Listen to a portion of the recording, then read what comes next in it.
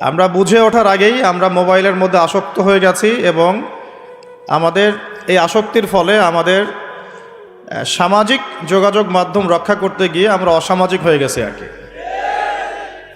এটা আমাদের মস্তিষ্কটাকে নষ্ট করে ফেলেছে। যখন আমাদের হাতে কিতাব ছিল, তখন আমাদের দ্বারা দেশ এবং জাতি উম্মাহ খেদমত পেত। এখন আমাদের হাতে মোবাইল ফোন, আমরা সারাদিনের বেশিরভাগ সময় ফোনে নষ্ট করি। তো এই জেনারেশনটাকে দিয়ে আমরা বাইতুল মুকাদ্দাস জয় করতে পারবো না। তো এই জন্যে আল্লাহ পাক বলেই দিয়েছেন পবিত্র কোরআনুল কারীমের মধ্যে, বা'দা আউযু বিল্লাহি মিনাশ শাইতানির রাজীম, যে ইন্নাল্লাহা লা ইউগাইয়িরু মা বিকওমিন হাত্তা ইউগাইয়িরু মা বিআনফুসিহিম। আল্লাহ পাক কোনো কওম বা জাতির অবস্থা ততদিন পর্যন্ত বা ততক্ষণ পর্যন্ত পরিবর্তন করেন না যতক্ষণ পর্যন্ত না তারা নিজেরাই নিজেদের অবস্থা পরিবর্তনের চেষ্টা করে। আল্লাহ পাকের ওয়াজের উপর কোনো ওয়াজ আছে? আবার বলছি, আল্লাহ পাক বলেছেন আল্লাহ রব্বুল আলামিন কোনো জাতির অবস্থা ততক্ষণ পরিবর্তন করেন না যতক্ষণ না নিজেরাই নিজেদের অবস্থা পরিবর্তনের চেষ্টা করে। আমরা কি আমাদের অবস্থা পরিবর্তনের চেষ্টা করতে চাই? তাহলে প্রথম যে কাজটা সেটা হলো সময়কে মূল্যায়ন করা। কি কাজ ভাই? সময়কে মূল্যায়ন করতে গেলে মোবাইল ফোনের ব্যবহার, প্রয়োজনের অতিরিক্ত ব্যবহারটা বন্ধ করতে হবে। মোবাইল ফোনের প্রয়োজন যতটুকু এতটুকু ব্যবহার ঠিক আছে, এরপরে অতিরিক্ত ব্যবহার করতে যাবেন না।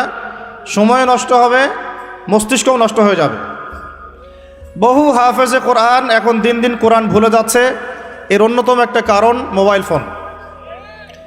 কিছু আহলুল বলদ বলতে পারে দলিল দেন, বলবো এটা দলিল নাই, বিনা দলিলেই হক কথা। আর এই দলিল বুঝতে হলে সাইকিয়াট্রিস্টের কাছে যান, ডক্টরের কাছে যান, তিনি বুঝাবেন যে মোবাইল ফোনের আসক্তির কারণে মেমোরি কিভাবে দিন দিন ড্যামেজ হয়ে যাচ্ছে। তো আমাদের দেশে একটা প্রবলেম দেখা যাচ্ছে, আমরা ডিগ্রি সার্টিফিকেট অর্জন করছি কিন্তু সৃজনশীলতা তৈরি হচ্ছে না। সৃজনশীলতা তৈরি হচ্ছে না, এর পিছনে অন্যতম একটা কারণ হচ্ছে মোবাইল ফোনের অতিরিক্ত ব্যবহার। এবং আমাদের বাচ্চা কাচ্চাদের অবস্থা আরও বেশি ভয়ঙ্কর। একটা শিশু বাচ্চাকে মোবাইল ফোন দেখানো ছাড়া মা ভাতও খাওয়াতে চাচ্ছেন না, এতে করে তার মেমোরিটা ছোটোবেলাতেই ড্যামেজ হয়ে যাচ্ছে।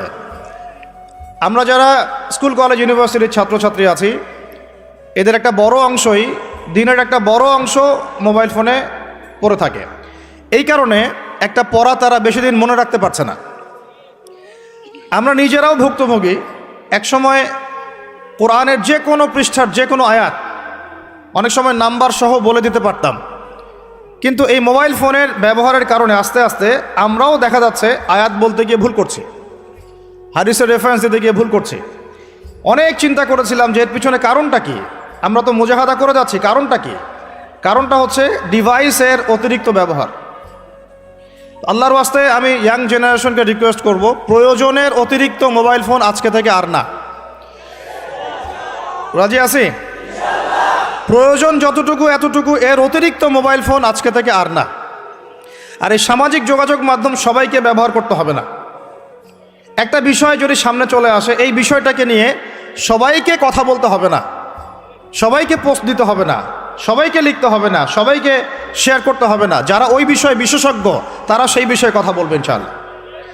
যখন আমরা বিশেষজ্ঞদের থেকে সবার কাছে একটা দায়িত্ব দিয়ে দেই, সবাই যে যার মতো করে বলতে থাকে, তখন ওই বিষয়ের মৌলিকতা নষ্ট হয়ে যায়।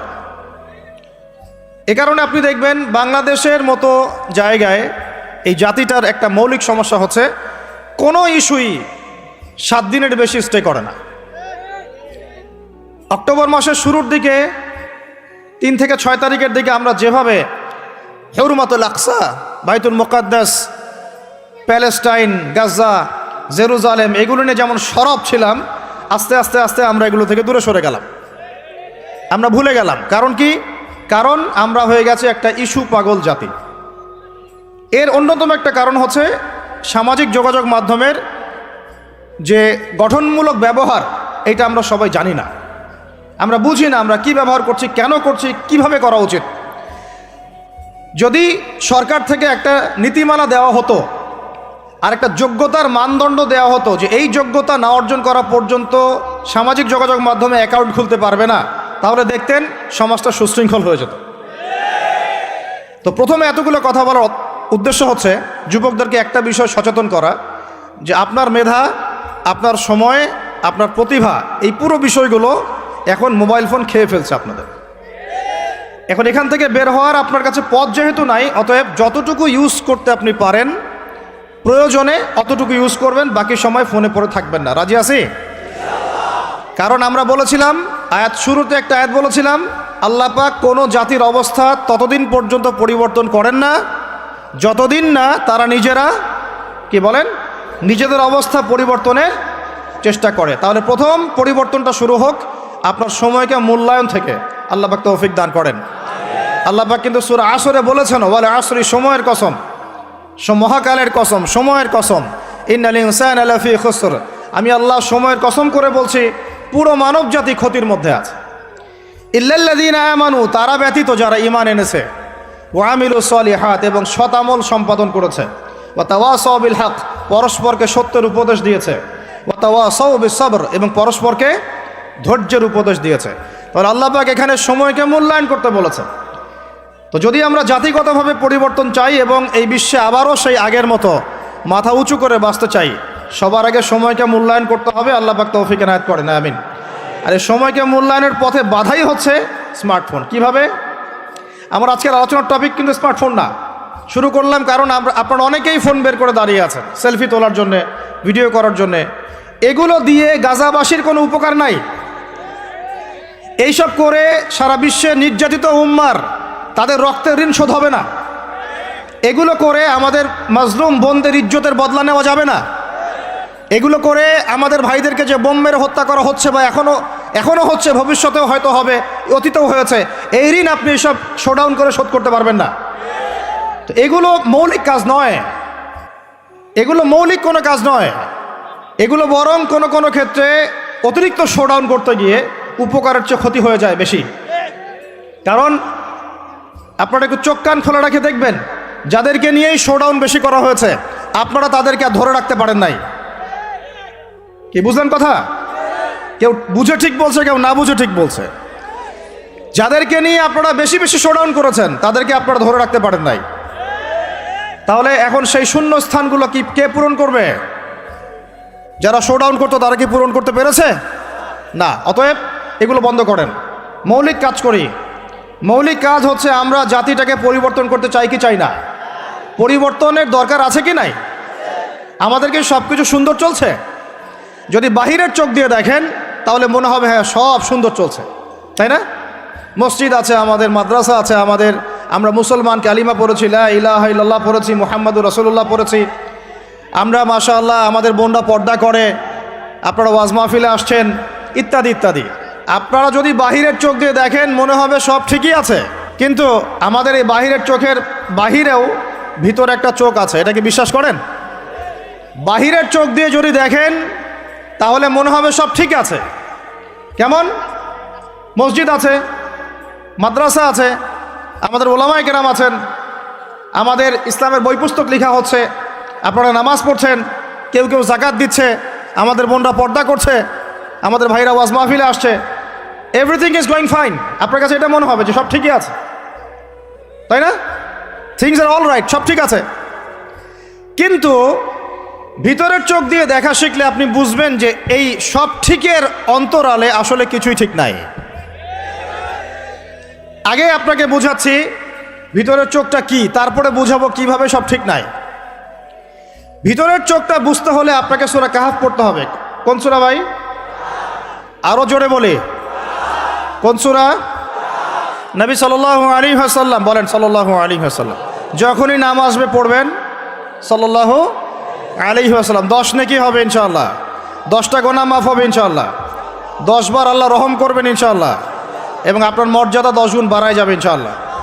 যখনই নবী মুহাম্মাদের নাম আসবে পড়বেন সাল্লাল্লাহু আলাইহি ওয়াসাল্লাম। যে যত বেশি দরুদ পড়ে সে ইনশাআল্লাহ তাআলা তত নিশ্চিন্তে টেনশন ফ্রি জীবনযাপন করবে ইনশাআল্লাহ। ওই দলিলগুলো ইনশাআল্লাহ আরেকদিন দিব, আজকে এটা আলোচনার টপিক নয়। এখন নবী সাল্লাল্লাহু আলাইহি ওয়াসাল্লাম বলেছেন, যে ব্যক্তি জুমার দিনে সূরা কাহফ তেলাওয়াত করে, কোন দিনে ভাই? তাহলে এক জুমা থেকে আরেক জুমা পর্যন্ত আপনার জীবন, আপনার এই সময়টা আল্লাহ রাব্বুল আলামিন নূর দিয়ে ভরে দিবেন। সুবহানাল্লাহ। আরেকটা হাদিসে আসছে, নবী সাল্লাল্লাহু আলাইহি ওয়াসাল্লাম বলেছেন, সূরা কাহাফের প্রথম 10টা আয়াত অথবা শেষের 10টা আয়াত, আরেকটা বর্ণনা আসছে প্রথম 3টা আয়াত, মানে প্রথম 10 বা প্রথম 3 বা প্রথম 3, 10, শেষের 10 সবগুলোই, এগুলো যারা মুখস্থ করবে, আমল করবে, পাঠ করবে, তার জীবদ্দশায় যদি দাজ্জালও বের হয়, সেই দাজ্জাল তার কোনো ক্ষতি করতে পারবে না। এই সূরাটাকে নবী সাল্লাল্লাহু আলাইহি ওয়াসাল্লাম দাজ্জালের সাথে সম্পৃক্ত করেছেন, অন্য সূরাকে করেন নাই। এই সূরাটা যখন আপনি পড়বেন অর্থসহ, আপনি দেখবেন এখানে 4টা গল্প আছে। কয়টা ভাই? এটাকে গল্প বলা ঠিক না, এটা হলো সত্য ঘটনা। এটা কি সত্য ঘটনা? একটা হচ্ছে আসহাবুল কাহাফের ঘটনা, গুহাবাসীর ঘটনা। 2 নাম্বার হচ্ছে 2 বন্ধুর ঘটনা, একজন ধনী বিত্তশালী আর একজন অতি দরিদ্র ইমানদার। কখনো পড়েছিলেন কি? পড়া হয়েছিল? 3 নাম্বার হচ্ছে যুলকারনাইন আলাইহিস সালাম, তার ঘটনা, নাম শুনেছেন? আর 4 নাম্বার হচ্ছে নবী মুসা আলাইহিস সালাম এবং খিদির আলাইহিস সালামের ঘটনা। তো 4টা ঘটনা তো আজকে বলার সময় নাই, একটা খালি বলছি। কেন বলছি? আপনাকে বোঝাতে চাচ্ছি বাহিরের চোখ, বাহিরের কান, এগুলোর ভিতরেও একটা ভিতরের চোখ আছে, ভিতরের কান আছে। ওইটা যার জিন্দা আছে তার কলবে আল্লাহ নূর আছে ইনশাআল্লাহ। ওইটা যার জিন্দা নাই তার কাছে বাহিরের চোখ দিয়ে মনে হবে সব ঠিক চলছে। বাহিরের চোখ দিয়ে যে দেখে সে মনে করবে বিশ্বটা পুরো আগায় যাচ্ছে, উন্নতির দিকে, অগ্রগতির দিকে। আর যার ভিতরের কলবের চোখটা জিন্দা, সে দেখবে যে পুরো বিশ্ব আগায় যাচ্ছে কিয়ামতের দিকে। বাহিরের চোখ দিয়ে যে দেখে সে মনে করবে যে বিশ্ব রাজনীতির মনে হয় খুব সুন্দর অবস্থা, আর ভিতরের চোখ দিয়ে দেখলে আপনি বুঝবেন বিশ্ব রাজনীতি যাচ্ছে একটা মালহামার দিকে। বাইরের চোখ দিয়ে দেখবেন মনে হবে সব সুন্দর চলছে, আমরা হালাল খাচ্ছি। আর ভিতরের চোখ দিয়ে দেখলে দেখবেন যে 90% মানুষের রিজিক হারাম। বাইরের চোখ দিয়ে দেখলে আপনি মনে করবেন মেয়েরা এগিয়ে যাচ্ছে, মাশাআল্লাহ, কত উন্নতি, অগ্রগতি, প্রোগ্রেস, নারী জাগরণ আন্দোলন। আর ভিতরের চোখ দিয়ে দেখলে আপনি দেখবেন মেয়েরা আগাচ্ছে ঠিকই, কিন্তু আস্তে আস্তে তারা জাহান্নামের দিকে এগিয়ে যাচ্ছে। বাইরের চোখ দিয়ে আপনি দেখবেন মুসলিমদের সংখ্যা প্রচুর, আমাদের ভয় কিসে, এত সংখ্যা, লক্ষ লক্ষ, কোটি কোটি। ভিতরের চোখ দিয়ে দেখলে বুঝবেন প্রকৃত পাক্কা ইমানদারের সংখ্যা হাতে গোনা যায়। বাইরের চোখ দিয়ে দেখলে মনে হবে যে অনেকে তো বিশুদ্ধ আকীদার দাওয়াত দিয়ে বেড়াচ্ছে। ভিতরের চোখ দিয়ে দেখলে বুঝবেন এটা মুনাফিকি মানহাজ চালু করেছে। বাইরের চোখ দিয়ে দেখবেন মনে হবে যে মুসলমানরা হয়তো নির্যাতিত হচ্ছে, ওরা কখনো ঘুরে দাঁড়াতে পারবে না, ওরা মনে হয় শেষ হয়ে যাবে। ভিতরের চোখ দিয়ে দেখলে বুঝবেন মুসলমানরা অচিরেই বাইতুল মুকাদ্দাস জয় করবে ইনশাআল্লাহ। তা আমি বুঝাতে চাচ্ছি বাইরের চোখ আর ভিতরের চোখ এক। ভিতরের চোখ খুলবে কোন সূরায়? ওই সূরার মধ্যে কয়টা গল্প আছে? তার মধ্যে একটা হচ্ছে নবী মুসা এবং খিদির আলাইহিস সালামের গল্প। এইটা একটু শেয়ার করতে চাই, লোভ সামলাতে পারছি না, করব। নবী মুসা আলাইহিস সালাম একদিন বক্তব্য দিচ্ছেন। কি দিচ্ছেন? বক্তব্যকে আরবিতে খুতবা বলা হয়। তো একজন দাঁড়িয়ে বললেন, বনু ইসরাইলদের একজন, হে ইয়া মুসা, আপনি তো চমৎকার একটা বক্তব্য দিয়েছেন, আপনার চেয়ে কোনো জ্ঞানী মানুষ কি পৃথিবীতে এখন আছে? নবী মুসা আলাইহিস সালাম বলছেন, না, আমার জানা মতে আমার চেয়ে কোনো জ্ঞানী মানুষ এখন পৃথিবীতে নাই। স্বাভাবিক, কারণ তিনি তখন নবী, নবীর কাছে আল্লাহর ওহী আসে, তিনি সবচেয়ে জ্ঞানী হবেন, স্বাভাবিক। আল্লাহ রাব্বুল আলামিন বললেন, মুসা, তোমার চাইতেও জ্ঞানী আমার এক বান্দা আছে। বলেন সুবহানাল্লাহ। নবী মুসা আলাইহিস সালাম যখনই শুনতে পারলেন যে আমার চেয়েও জ্ঞানী একজন বান্দা আছেন, তিনি বললেন যে আমি তার সাথে দেখা করতে চাই, আমি তার সাথে দেখা করতে চাই। যুবকরা শোনেন, জ্ঞানী মানুষের সন্ধান পাওয়ার পরে নবী মুসা নবী হয়েও দূর দূরান্ত সফর করেছেন ওই জ্ঞানী মানুষের সাথে সাক্ষাৎ করার জন্য। তো আপনারা রেডিমেড ইসলাম চান, আপনারা ফেসবুক শরীফে ইসলাম চান, ইউটিউব শরীফে ইসলাম চান, কিন্তু সফর করে, কষ্ট করে, পরিশ্রম করে আলেম ওলামা পর্যন্ত পৌঁছাতে চান না। 3 ঘন্টা বক্তব্য শুনতে রাজি আছেন, কিন্তু আপনারা 3 ঘন্টা কোরআন তেলাওয়াত করতে চান না। এই কি সমস্যা? আমাকে রাগ হইতে বাধ্য করেন না, রাগ করতে বাধ্য করেন না। রাগ হইলে আমি নিজেকে কন্ট্রোল করতে পারি না। বসেন, ওখানে বসে যান। আচ্ছা, বা এদিকে তাকাই আমরা, এই যে আলোচনার পরিবেশগুলো নষ্ট করা হচ্ছে, আমি এগুলোই খুব অপছন্দ করি। এই জন্য আমি বারবার মাহফিল কমিটিকে বলি যে ভাই, আপনারা মসজিদে আয়োজন করেন, মসজিদের ভিতরে করেন, জুমার খুতবায় আমাকে নেন, খুতবার পরে আলোচনা নেন, বা বাদ মাগরিব নেন, বাদেশার হালাকায় নেন। যতগুলো মাহফিলে গিয়েছি এই জিনিসগুলো দেখেছি আমি, হই হুল্লা, চিল্লাফল্লা, শোডাউন, সেলফি ইত্যাদি ইত্যাদি। বক্তা হাঁটতে ঢুকতেই তার হিমশিম খেতে হচ্ছে, তার গায়ের উপর মানুষ হুমড়ি খেয়ে পড়ছে। এগুলো কোনোভাবেই ইসলামের আচরণ না, এগুলো উল্টা মানুষকে কষ্ট দেওয়া আর কি। ব্যাপারটা বুঝেন, এখানে আল্লাহ এবং তার রসুলের কথা হচ্ছে, একটা মজলিসে আল্লাহ এবং তার রসুলের কথা হচ্ছিল, একজন উচ্চস্বরে কথা বলেছেন একজন সাহাবী, আয়াত নাজিল হয়ে গেল আল্লাহর পক্ষ থেকে, যেখানে নবী কথা বলেন তার কণ্ঠস্বরের উপরে কণ্ঠস্বর উঁচু করো না। লা তারফাউ আসওয়াতাকুম ফাওকা সাউতিন নবী ওয়ালা তাজহারু লাহু, তোমরা নবীর কণ্ঠস্বরের উপরে কণ্ঠস্বর উঁচু করো না, তাহলে কি হবে? আন তাহবাতা আমালাকুম ওয়া আনতুম লা তাশউরুন, তোমাদের আমলনামা ডিলিট হয়ে যাবে, আমলনামার সব নেক আমল নষ্ট হয়ে যাবে, তোমরা টেরই পাবে না। নাউজুবিল্লাহ। আমরা এটাকে কিছু মনেই করি না। আল্লাহ পাক আমাদেরকে বুঝ দান করেন, আমিন। আর এটা কি হয়, সমস্যা, আলোচনার প্রসঙ্গটা হারিয়ে ফেলা যায়। এটা আপনারা যখন আলোচনা করবেন বুঝতে পারবেন। আলোচনা একটা কন্টেন্ট থাকে, একটা ধারা থাকে, তো এই ধারাটা বিঘ্নিত হলে আবার শুরু করতে হয় শুরু থেকে। আল্লাহ পাক আমাদেরকে হেদায়েত দান করেন, বুঝ দান করেন। কষ্ট করে আসছেন, যেখানে জায়গা পেয়েছেন 1 ইঞ্চি ওখানে দাঁড়িয়ে যাবেন, নড়াচড়া হবে না। আলোচনা ইনশাআল্লাহ 1 ঘন্টার মধ্যে শেষ হয়ে যাবে, তারপরে আপনারা নড়াচড়া করবেন ইনশাআল্লাহ। ঠিক আছে ভাই? আর যাদের কোনো প্রশ্ন থাকবে একটু লিখিত আকারে আমাদের ভাইদেরকে দিবেন, শেষে আমরা কিছু অ্যান্সার দেওয়ার চেষ্টা করবো ইনশাআল্লাহ তাআলা। কোথায় ছিলাম? আচ্ছা, কোথায় বলেন? মাশাআল্লাহ, আমাদের শ্রোতার অনেক বিচক্ষণ, আল্লাহ পাক তাদেরকে কবুল করেন। আল্লাহ পাক আমাকে জানা অনুযায়ী আমল করার তৌফিক দান করেন, আপনাদেরকে শোনা অনুযায়ী আমল করার তৌফিক দান করেন। তো নবী মুসা আলাইহিস সালাম কি বলেছিলেন? জ্ঞানী মানুষ, তাই তো? তো যখন আল্লাহ পাক বললেন যে না, আমার আরেকজন বান্দা আছে, তিনি জ্ঞানী মানুষ, তখন তিনি বললেন যে আমি তার সাথে কি করতে চাই? সাক্ষাৎ করতে চাই। এখান থেকে বলছিলাম যে আপনারা জ্ঞানের জন্য সফর করবেন, ইলম অর্জনের জন্য কি করবেন? সফর করবেন, আলেমদের কাছে যাবেন, তাদের বাসায় যাবেন, সাক্ষাৎ করবেন, মাদ্রাসায় যাবেন, সোহবত নেবেন। সবসময় রেডিমেড জ্ঞান নিতে আসবেন না। তো রেডিমেড জিনিস পেলে মানুষের মূল্য বোঝে না। ওই যে সাহাবীরা যারা রক্ত দিয়ে ইসলাম প্রতিষ্ঠা করেছে, তারা জানতেন ইসলাম কি জিনিস। আমরা রেডিমেড পেয়েছি, তো আমরা বুঝি না ইসলাম কি জিনিস, আমরা বুঝি না, বিশ্বাস করেন আমরা বুঝি না। তো যাই হোক, তো মুসা আলাইহিস সালাম বলছেন যদি আমাকে যুগ যুগ ধরে সফর করতে হয় তবুও আমি সফর করব, তারপরেও আমি তার সাক্ষাৎ চাই। আল্লাহ পাক বললেন ঠিক আছে, তুমি তাকে পাবে যখন মাজমাউল বাহরাইন বলা হয়, 2 সমুদ্র যেখানে মিলে যাবে সেখানে তুমি আমার সেই বান্দাকে পাবে। কোথায় পাবে ভাই? 2 সমুদ্র যেখানে মিলে যাবে সেখানে পাবে। এখানে আপনি ভৌগোলিকভাবে ওর ব্যাখ্যা নিতে পারেন, আধ্যাত্মিকভাবেও নিতে পারেন। 2 সমুদ্র বলতে হয়তো বা ভৌগোলিকভাবে বোঝানো হতে পারে, অথবা আধ্যাত্মিকত্বও বোঝানো হতে পারে, যে বস্তুবাদী জ্ঞান এবং মারেফতের জ্ঞান যেখানে মিলে যাবে সেখানে। আল্লাহু আলাম, আল্লাহ ভালো জানেন। তা নবী মুসা আলাইহিস সালাম তার একজন সঙ্গীকে নিলেন, সেই সঙ্গী একজন যুবক। তরুণরা ভালো করে শোনেন, তরুণদের ত্যাগেই ইসলাম দাঁড়িয়ে আছে আলহামদুলিল্লাহ। এই তরুণরা যদি এই স্মার্টফোন, এই পাবজি, এই ফ্রি ফায়ার, এই মেয়ের প্রতি আসক্তি, ফ্রি মিক্সিং, এই মাদক, এগুলো ছেড়ে দিতে পারে, দিয়ে নামাজি হয়, কোরআনওয়ালা হয়, ওলামায়ে কেরামের সাথে পরামর্শ করে চলে, উম্মার জামার মধ্যে থাকে, একটা ইমারার মধ্যে থাকে, ইনশাআল্লাহ আল্লাহর জমিনে আল্লাহর দিনের একামত কেউ ঠেকাতে পারবে না ইনশাআল্লাহ। দুঃখজনক হচ্ছে আপনারা সেখানে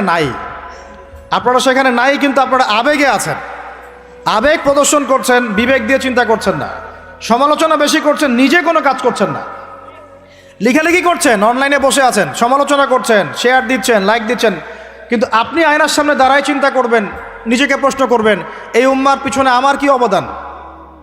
এই উম্মাকে বিজয় করার পিছনে আমার অবদানটা কি? এই দেশকে উন্নতিতে নিয়ে যাওয়ার জন্য আমার অবদানটা কি? আমি আজ পর্যন্ত কি করেছি? দেখবেন জিরো, রেজাল্ট কি? জিরো। এই কাপুরুষ প্রজন্ম দিয়ে দিন কায়েম হবে না।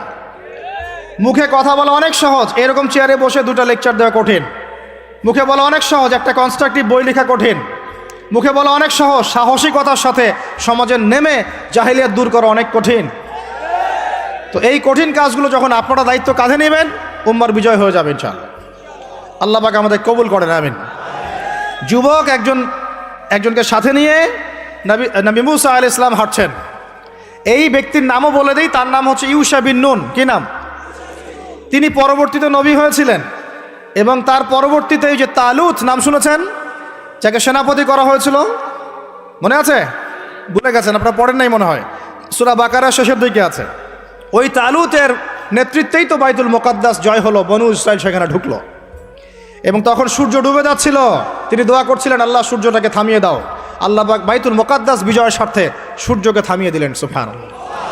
মহাবিশ্বে সূর্যের ঘূর্ণন থেমেছে একবার, মহাবিশ্বে সূর্যের ঘূর্ণন আল্লাহ থামিয়ে দিয়েছেন। কোরআন সাক্ষী আছে, হাদিস সাক্ষী আছে। আবার অচিরেই নবী সাল্লাল্লাহু আলাইহি ওয়াসাল্লাম বলেছেন, দাজ্জাল যখন আসবে, ওর শাসন যখন শুরু হবে, 40 দিনের প্রথম দিনটা হবে 1 বছরের সমান। এখন 1 বছরের সমান একদিন কিভাবে হতে পারে, এটা আপনারা ভাববেন যারা অ্যাস্ট্রোফিজিক্স পড়েন, যারা ফিজিক্স নিয়ে পড়েন, যারা অ্যাস্ট্রোনমি নিয়ে ঘাটাঘাটি করেন, আপনারা এটা তদন্ত করে দেখেন কিভাবে একটা বছর একদিনের সমান হতে পারে, একদিন 1 বছর সমান কেমন করে হতে পারে। তারপরের দিন হবে 1 মাসের সমান, তারপরের দিন হবে 1 সপ্তাহের সমান, তারপরের দিনগুলো হবে আমাদের দিনের মতো। তার মানে মহাবিশ্বে কিছু একটা হতে পারে, আল্লাহ ভালো জানেন। তো ওইদিকে আমরা যাচ্ছি না। এখন নবী মুসা আলাইহিস সালাম হাঁটতে শুরু করলেন। চলতে চলতে চলতে তিনি ওই মাজমাউল বাহরাইনের কাছে পৌঁছে গেলেন। আল্লাহর পক্ষ থেকে নির্দেশ ছিল, তোমার থলির মধ্যে একটা মাছ নাও, যেই মাছটা যখন লাফ দিয়ে জীবিত হয়ে যাবে এবং সমুদ্রে লাফ দিয়ে ফেলবে, তখনই তুমি তার দেখা পাবে। একটা মৃত মাছ তিনি নিলেন, হাঁটা শুরু করলেন। যোজন যোজন দূর চলতেই থাকলেন, হাঁটতেই থাকলেন।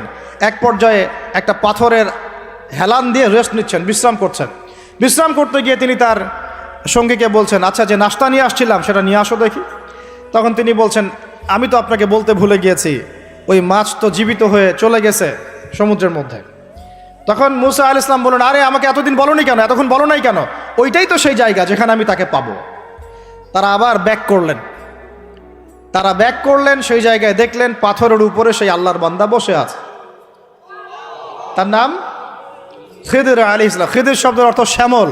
খিদির মানে শ্যামল। হাদিসে আসছে, তিনি যেখানে যেতেন মৃত জায়গার উপরে বসলে সেই জায়গা সবুজ হয়ে যেত। সুবহানাল্লাহ। তো খিদির মানে শ্যামল, সবুজ আলাইহিস সালাম। এখন তিনি পাথরের উপরে বসে আছেন। নবী মুসা আলাইহিস সালাম গিয়ে সালাম দিলেন, বললেন, আসসালামু আলাইকুম ওয়া রাহমাতুল্লাহ। তখন তিনি বলছেন, ওয়ালাইকুম আসসালাম ওয়া রাহমাতুল্লাহি ওয়া বারাকাতুহু। তো মুসা আলাইহিস সালাম বলছেন, আমি মুসা। তখন খিদির আলাইহিস সালাম বলছেন, তুমি কি বনু ইসরাইলের মুসা? তুমি কি বনু ইসরাইলের মুসা? মানে বোঝাতে চাচ্ছি, খিদির আলাইহিস সালাম বনু ইসরাইলদের কেউ নন। পৃথিবীর সবচেয়ে জ্ঞানী মানুষ বনু ইসরাইলদের মধ্যে নন, তিনি বনু ইসরাইলের বাইরে কেউ একজন। তাই এখনকার যে স্টেট অফ ইসরায়েল দাবি করে যে তারা হচ্ছে ইহুদি এবং তারা বনু ইসরাইল, তারাই পৃথিবীর সবচেয়ে এলিট সোসাইটি, বাকি সবাই তেলাপোকা, ওদের এই দলিল, এই কথার উল্টা দিকে কোরআন কথা বলেছে যে খিদির বনু ইসরাইলের কেউ ছিল না। তো পৃথিবীর সবচেয়ে সেরা মানুষ, জ্ঞানী মানুষকে খুঁজতে হলে নবী মুহাম্মদ সাল্লাল্লাহু আলাইহি ওয়াসাল্লামের উম্মতে আসতে হবে। কথা বুঝতে পারছেন? পরতে পরতে দলিল আছে, একটু ঠান্ডা মাথায় গভীরভাবে ভাবার চেষ্টা করতে হবে।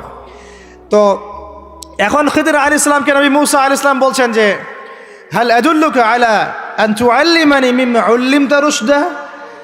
আমি শুনেছি আল্লাহ আমাকে বলেছেন যে আপনি পৃথিবীর সবচেয়ে জ্ঞানী মানুষ, তাহলে আমি কি আপনার সাথে সঙ্গী হতে পারি, সফর করতে পারি, যে আপনাকে আল্লাহ পাক যে জ্ঞান শিক্ষা দিয়েছেন আপনি আমাকেও শেখাবেন? এটা হলো স্টুডেন্টের একটা আর্তনাদ। ছাত্র হিসেবে তিনি বলছেন, আমি কি আপনার সঙ্গী হতে পারি? আল্লাহ আপনাকে যে জ্ঞান শিখিয়েছেন আমাকেও শিখাবেন। দেখেন, একজন নবী এই কথা বলছেন। আর আমাদের তো মাশাআল্লাহ, ওই যে বললাম, জ্ঞান শেখার কোনো ফিকির নাই। 6 মাসের একটা কোর্স করতে পারি না, কোরআন তেলাওয়াত শিখবো 3 মাসের কোর্স করতে পারি না, 3 ঘন্টা ওয়াজ শুনতে রাজি, 3 ঘন্টা আমরা বই পড়তে পারি না। তো এই প্রজন্মটা দিয়ে হবে না ভাই। আমি আপনাদেরকে পরিবর্তন করতে চাই, আল্লাহ পাক যেন কবুল করেন, তৌফিক দান করেন। এখন খিদির আলাইহিস সালাম বলছেন, ইন্নাকা লান তাস্তাতিআ মাইয়া সাবরা। টিচারের কি কথা, কি দূরদর্শিতা! টিচার বলছেন যে তুমি তো আমার সাথে সবর করতে পারবে না। সঙ্গী হওয়ার আগেই কথা বলা শেষ। আপনি এসে আমাকে বলছেন, ভাই আপনার সাথে কি সফর করতে পারি, একটু এলেম শেখাবেন, আর আমি বলছি আপনি তো সফর করতে পারবেন না। তো কি পরিমাণ জ্ঞান, গভীরতা, দূরদর্শিতা থাকলে, ভবিষ্যৎ সম্পর্কে দূরদর্শিতা থাকলে তিনি আগেই বলতে পারেন যে আপনি সবর করতে পারবেন না। ক্লাসে আপনি পড়িয়েছেন মনে করেন 100 জন বাচ্চাকে, শেষে আপনি বললেন যে অমুক আব্দুর রহমান সে ফার্স্ট হতে পারে, এবং আব্দুর রহিম তুমি ভালো স্টুডেন্ট না, তুমি দুষ্টামি করো, পড়াশোনা করো না, তুমি ফার্স্ট হতে পারবে না, লাস্ট হবা তুমি। তো রেজাল্টের দিন দেখা গেল সত্যি সত্যি আব্দুর রহমান ফার্স্ট হয়েছে, আব্দুর রহিম লাস্ট হয়েছে। তার মানে কি টিচার গায়েবের খবর জানে? এটা কি তার হিকমা, তার প্রজ্ঞা, তার বাসিরা, তার অভিজ্ঞতা? আল্লাহ পাক তাকে সেই জ্ঞানটা দিয়েছিলেন। তো মুসা আলাইহিস সালামকে মুখের উপর বলে দিলেন যে তুমি তো আমার সাথে সবর করতে পারবে না। মুসা আলাইহিস সালাম বলছেন সাতাজিদুনি ইনশাআল্লাহু মিনাস সাতাজিদুনি ইনশাআল্লাহু সাবিরান ওয়ালা আ'সি লাকা আমরা। ইনশাআল্লাহ আপনি আমাকে ধৈর্যশীল পাবেন এবং আমি আপনার কাজে কোনো বিঘ্ন সৃষ্টি করব না। তখন তিনি বলছেন ঠিক আছে, যদি তুমি আমার সাথে যেতেই চাও তাহলে ফালা তাসআলনি আন শাই, আমার সাথে চলতে গেলে কোনো প্রশ্ন করা যাবে না। কেমন টিচার! টিচার দেখেন, আমার সাথে চলো, জ্ঞান অর্জন করতে চাও করো, কোনো প্রশ্ন করতে পারবে না। একটা হাদিসেও আসছে একটা কম ধ্বংস হয় যখন নবীদেরকে অতিরিক্ত প্রশ্ন করে, এটা কেন, ওইটা কেন, ওইটা কেন। বেশি প্রশ্ন করতে হয় না, অতিরিক্ত প্রশ্ন করতে হয় না। তো যাই হোক, সফর শুরু হলো। ফানতালাকা, তারা হাঁটা শুরু করলেন। হাত্তা ইযা রাকিবা ফি সাফিনাতি খারাকাহা, চলতে চলতে একটা নদী আসলো। তো এই নদীর পার হয়ে আরেক জায়গায় যেতে হবে, কিন্তু এটা পার হওয়ার জন্য তাদের কাছে অর্থ নাই। এক নৌকার মাঝি সে বিনামূল্যে এটাকে পার করার জন্যে প্রস্তাব দিল, ঠিক আছে বিনামূল্যে পার করে দিব। সেই নৌকায় করে তারা যখন যাচ্ছেন, যেতে যেতে তীরে পৌঁছার আগেই সেই নৌকার তলদেশটা খিদির আলাইহিস সালাম ফুটা করে দিলেন। নেন এখন, কি কাজটা দেখে কি ভালো মনে হচ্ছে না খারাপ? আমি আপনার গাড়িতে করে ধরেন যাচ্ছি, গাড়িটা যখন আপনি আমার বাসা পর্যন্ত পৌঁছে দিবেন তার আগে নামলাম, নাইমা আপনার টায়ার চারটা পাস্ট করে দিলাম, আপনি আমাকে কি বলবেন? কিছু বলবেন না, ফেসবুকে গিয়ে স্ট্যাটাস দিবেন অথবা লাইভে আসতে পারেন, তাই না? এই আর কি। তো নবী মুসা আলাইহিস সালাম রিয়্যাক্ট করলেন যে লাকাদ জি'তা শাইআন ইমরা, আপনি তো একটা অন্যায় কাজ করলেন মনে হচ্ছে। এটা কেন করলেন? যারা আমাদেরকে বিনামূল্যে বিনা পারিশ্রমিকে পার করে দিল, আপনি ওই নৌকা ফুটা করে ফেললেন। তখন খিদির আলাইহিস সালাম বললেন যে আমি তো তোমাকে বলেছি, আলা মা কুল্লাক, আমি কি তোমাকে বলি নাই ইন্নাকা লান তাসতাতিআ মাইয়া সাবরা, তুমি আমার সাথে সবর করতে পারবে না? মুসা আলাইহিস সালাম বলছেন যে ঠিক আছে, আমি যে ভুলে গিয়েছি এজন্য আমাকে পাকড়াও করেন না, আমি যে ভুলে গিয়েছি কথাটা, এই জন্য আমাকে পাকড়াও করেন, একটা চান্স দেন আমাকে। তো ঠিক আছে চলো আবার। ফানতালাকা, আবার তারা চলা শুরু করলেন। হাত্তা ইযা লাকিয়া গুলামান ফাকাতালাহ, এবার একটা ছোট্ট বালকের সাথে দেখা হলো। এই 8 বছর 10 বছর বয়স হবে, এই গোলাম বালকের সাথে দেখা হলো। ফাকাতালাহু, এবার খিদির আলাইহিস সালাম তাকে হত্যা করলেন। একটা বাচ্চাকে, এটা কেমন হলো? নৌকা ফুটা করার চেয়ে বেশি ভারী না হালকা? আরো ভারী। মুসা আলাইহিস সালাম বলছেন লাকাদ জি'তা শাইআন নুকরা, আপনি তো এবার জঘন্য একটা কাজ করলেন, আপনি তো পুরো একটা নিষ্পাপ বাচ্চাকে হত্যা করে ফেললেন। তারপরে বললেন যে এরপর যদি আর একটা প্রশ্ন করো তাহলে তোমার সাথে আমার আর চলা হবে না, লাস্ট চান্স। ঠিক আছে চলেন। এবার চলতে চলতে ফানতালাকা হাত্তা ইযা আতায়া আহলা ক্বরিয়াতিন ইসতাতআমা আহলাহা ফাআবাউ আন ইউদাইফুহুমা। কোরআনে আসছে একটা করিয়া মানে একটা গ্রামের মধ্যে তারা ঢুকলেন। সেই গ্রামে ঢুকে মেহমানদারি চাইলেন, নাস্তা পানি চাইলেন আর কি।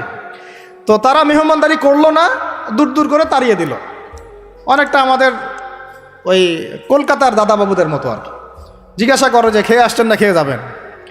এটা আমাদের আস্তে আস্তে আমাদের মধ্যে ছড়ায় পড়তেছে আর কি। মেহমান আসলে বিরক্ত হয়, কবে যাবে সেই ফিকির করে। তো এরা মেহমানদারি করলো না, উল্টা তাকে তাড়িয়ে দিল। তো যাই হোক, এখন মুসা আলাইহিস সালাম বলছেন যে এখানে একটা ঘটনা ঘটেছে। খিদির আলাইহিস সালাম দেখলেন যে বাড়ি থেকে তাদেরকে তাড়িয়ে দেওয়া হলো, মেহমানদারি করা হলো না, ওই বাড়ির একটা দেয়াল ধসে পড়ে গেছে, ওই বাড়ির একটা দেয়াল ধসে পড়ে গেছে। তখন তিনি সেটাকে নিজের হাতে আবার নির্মাণ করে দিলেন। সুবহানাল্লাহ। এটা দেখে মুসা আলাইহিস সালাম বললেন যে আপনি তো চাইলে কিছু আজর নিতে পারতেন, আপনি যে এত কষ্ট করে এটা নির্মাণ করে দিলেন, আপনি তো চাইলে একটু টাকা পয়সা নিতে পারতেন। ওরা মেহমানদারি করলো না, ওইটা দিয়ে হয়তো আমরা কি করতে পারতাম, নাস্তা পানি করতে পারতাম। তখন তিনি বলেন হাযা ফিরাকু বাইনি ওয়া বাইনাক, এই হলো তোমার আমার ফেরাক, পার্থক্য শেষ, তোমার সাথে আমার চলা আর হলো না। আমাদের নবী সাল্লাল্লাহু আলাইহি ওয়াসাল্লাম বলেছিলেন যে যদি সেদিন মুসা আলাইহিস সালাম এই প্রশ্নগুলো বারবার না করতেন তাহলে আরো অনেক জ্ঞান শেখা যেত। সুবহানাল্লাহ।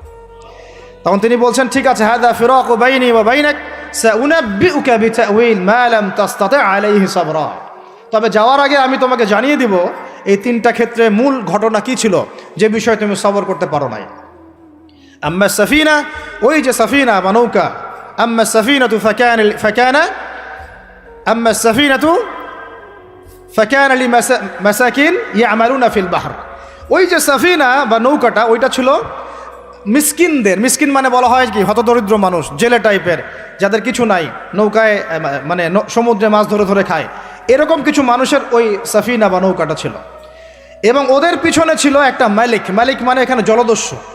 যদি ওই সাফিনা বা নৌকাটা আমি ছিদ্র না করতাম, ওই জলদস্যুরা এটা ভালো অবস্থায় পেলে ছিনতাই করে হাইজ্যাক করে নিয়ে যেত। আমি যেহেতু ফুটা করে দিয়েছি, এই জন্য এটা ত্রুটিযুক্ত এই নৌকাটা তারা আর নিবে না। তোমার কাছে বাইরের চোখ দিয়ে মনে হয়েছে যে আমি একটা অন্যায় করেছি, আসলে আমি তাদের উপকারী করেছি। বলেন সুবহানাল্লাহ। বুঝাতে পারছি বাইরের চোখ ভিতরের চোখ কি জিনিস? আচ্ছা, তারপরে ওয়াম্মাল গুলাম, এটা কি ভাই হাফেজ কে আছেন এখানে? ওয়াম্মাল গুলামু ফাকানা আবওয়াহু মুমিনাইন ফাখাশিনা আন ইউরহিকাহুমা তুগয়ানা ওয়া কুফরা। সুবহানাল্লাহ। এটা আমাদের এই যে শাহবাগী প্রজন্মের জন্য একটা প্রযোজ্য আর কি। কেন বলছি শুনেন ভালো করে। এবার ইনি বলছেন যে ওই যে বাচ্চাটাকে আমি হত্যা করেছি, এই বাচ্চাটা যদি বড় হতো, এই বাচ্চাটা যদি বড় হতো, সে নিজে তো কাফের হতোই, বড় কাফের, এর পিতা মাতাদেরকেও পর্যন্ত কুফরির মধ্যে নিয়ে আসতো। মানে একটা কাফের প্রজন্ম তো তৈরি করতোই, বরং এই কাফের মানুষকে কাফের করার জন্য নাস্তিক মুরতাদ বানানোর মিশন নিয়ে মাঠে নামতো। মেলে না? ওই জন্য আমি ছোটবেলায় এদেরকে হত্যা করে দিয়েছি, যাতে বড় হয়ে কাজটা করতে না পারে। কথা বুঝতে পারছেন? আর তিনি বলছেন আমি এটা নিজের ইচ্ছায় করি নাই, ওমা ফাআলতুহু আন আমরি, আমি এটা নিজের ইচ্ছায় করি নাই, এটা আল্লাহ পাকের আদেশ ছিল। বলি সুবহানাল্লাহ। আর ওয়াম্মাল জিদার ফাকানা লিগুলামাইন ইয়াতীমাইন ফিল মাদিনা ওয়া কানা তাহতাহু কানজুল লাহুমা। সুবহানাল্লাহ।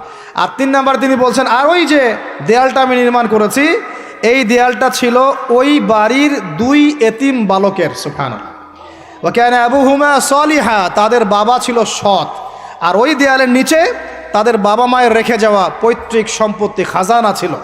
যদি দেয়াল নির্মাণ না করতাম, মানুষ সেই খাজানা নিয়ে চলে যেত। দেয়াল নির্মাণ করেছি, ওরা যখন বড় হবে তখন ওই খাজানা তারা অটোমেটিকলি পেয়ে যাবে। তো 3টা ক্ষেত্রেই হে মূসা তুমি সবর করতে পারো নাই, তোমার কাছে মনে হয়েছে যে আমি অন্যায় করছি, কিন্তু আসলে এই প্রত্যেকটা ক্ষেত্রে আমি সঠিক ছিলাম, তুমি ভুল ছিল।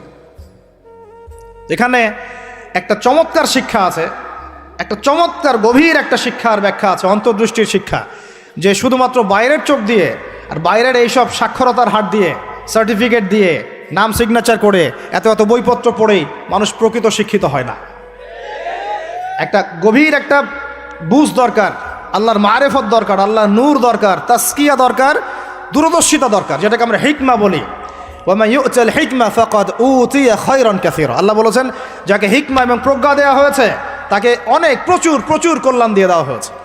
এখানে দেখেন একজন নবী হয়েও তিনি বুঝতে পারেন নাই এই 3টা ঘটনার পিছনের কারণ কি, অথচ খিদর আলাইহিস সালামকে আল্লাহ পাক এমন জ্ঞান দিয়েছিলেন যেই জ্ঞান দিয়ে তিনি ব্যাখ্যা করলেন যে পিছনের কারণ কি ছিল। এখন এই ঘটনাটা আপনার আমার জন্য শিক্ষাটা কি, এই যুগের সাথে কি সম্পর্ক? আমি বলেছি সূরা কাহাফ আপনাকে দাজ্জাল থেকে বাঁচাবে। আমি বলেছি সূরা কাহাফ সেই সূরা যা আপনার অন্তর্দৃষ্টি, ভিতরের চোখ খুলে দিবে, আপনার কলবে নূর নিয়ে আসবে। আপনি এমন কিছু দেখবেন, বুঝবেন, শুনবেন যা সবাই বুঝতে পারছে না, সবাই শুনতে পারছে না, সবাই দেখতে পারছে না। এখন বাইরের চোখ দিয়ে আপনি দেখছেন পুরো বিশ্বে মুসলমানদের, কোটি কোটি মুসলমান, একদম 60টা 70টা 100টা রাষ্ট্র, কত মিলিটারি বাহিনী, কত আমাদের প্রযুক্তি, কত পুলিশ, কত র্যাব, কত আমাদের পলিটিশিয়ান দিয়ে ভর্তি।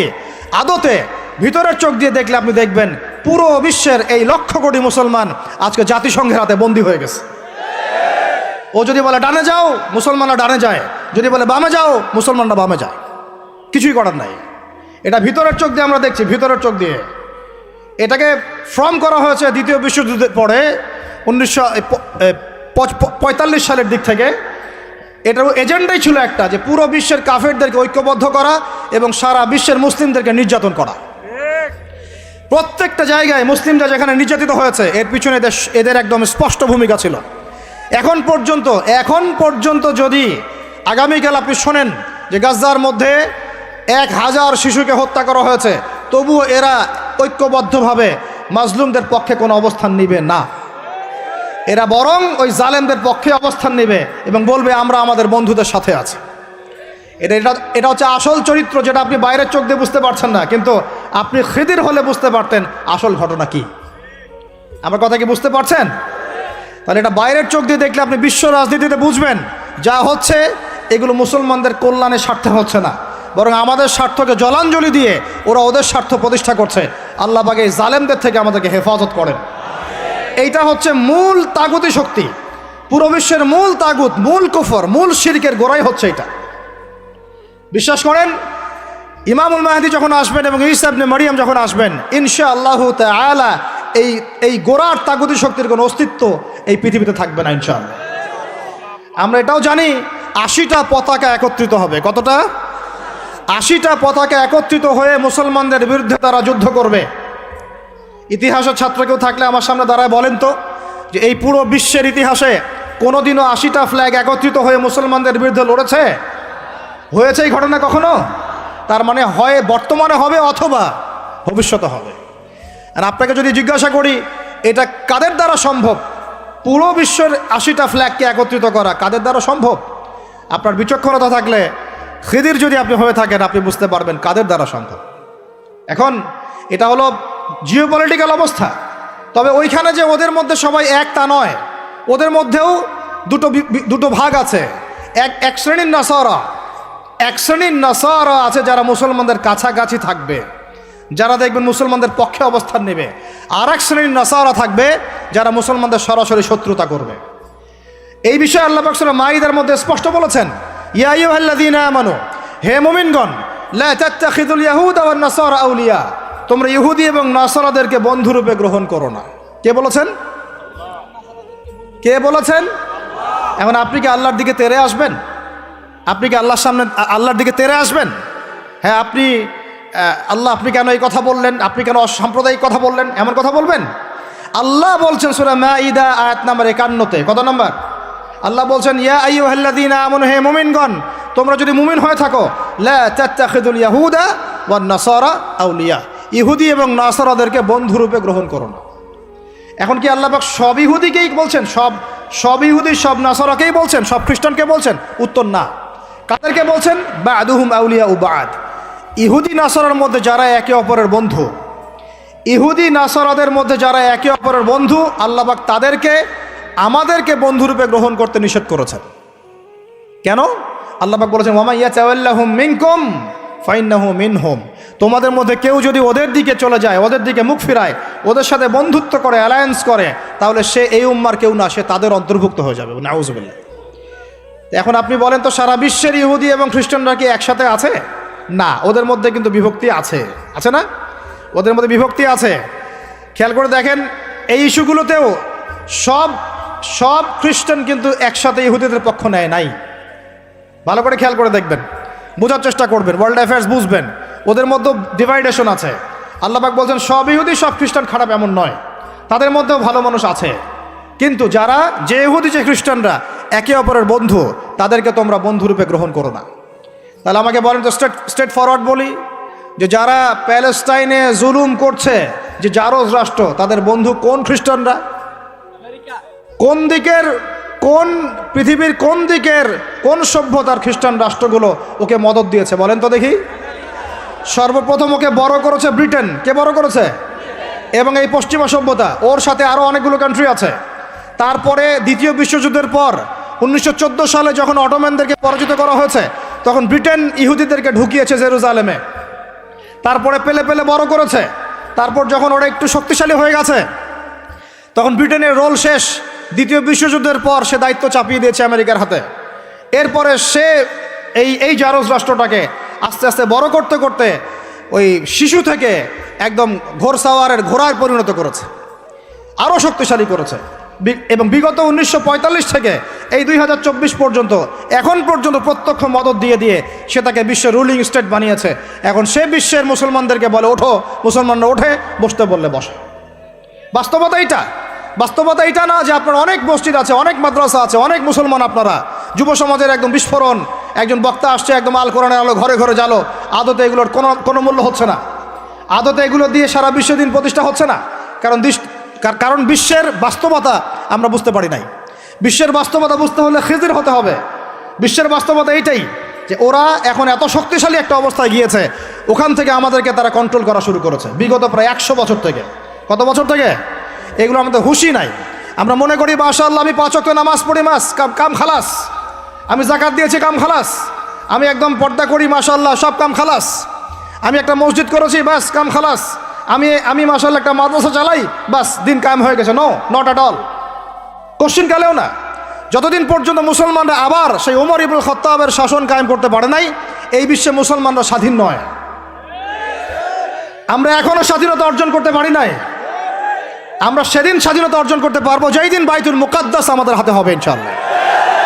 ওই দিন আমরা 10 গুণ মূল্য আদায় করবো ইনশাআল্লাহ। এই যে আমাদের এক একটা ভাই, এক একটা বোন, এক একটা আমাদের শিশু, এদের এক একটা রক্তের, মাজলুমদের রক্তে 10 গুণ চড়া মূল্য আদায় করবো ইনশাআল্লাহ। আল্লাহ নবী সেটা বলেছেন যে ইহুদিদের বিপক্ষে কথা বলবে পাথর এবং গাছ, পাথর এবং গাছ পর্যন্ত, হাত্তা ইয়াকুলুশ শাজার ওয়াল হাজার, এমনকি গাছ এবং পাথর কথা বলা শুরু করবে, ইয়া মুসলিম, হে মুসলিম সৈন্য, ইন্না ওয়ারাইল ইয়াহুদ, আমার পিছনে ইহুদি সৈন্য দাঁড়িয়ে আছে, তাল ফাকতুলহু, আসো একে হত্যা করে যাও। এই দৃশ্য দেখার জন্য এখনো এই সভ্যতা বাকি আছে ইনশাআল্লাহ তাআলা। ইনশাআল্লাহ আমরা 10 গুণ চড়া মূল্য আদায় করবো ইনশাআল্লাহ। আমাদের মাজলুম ভাইদেরকে হত্যা করা হয়েছে, আমাদের বাচ্চাদেরকে বোম মেরে হত্যা করা হয়েছে, আমাদের বোনদেরকে দিনের পর দিন ধর্ষণ করা হয়েছে, বিগত 100 বছর হয়ে গেল।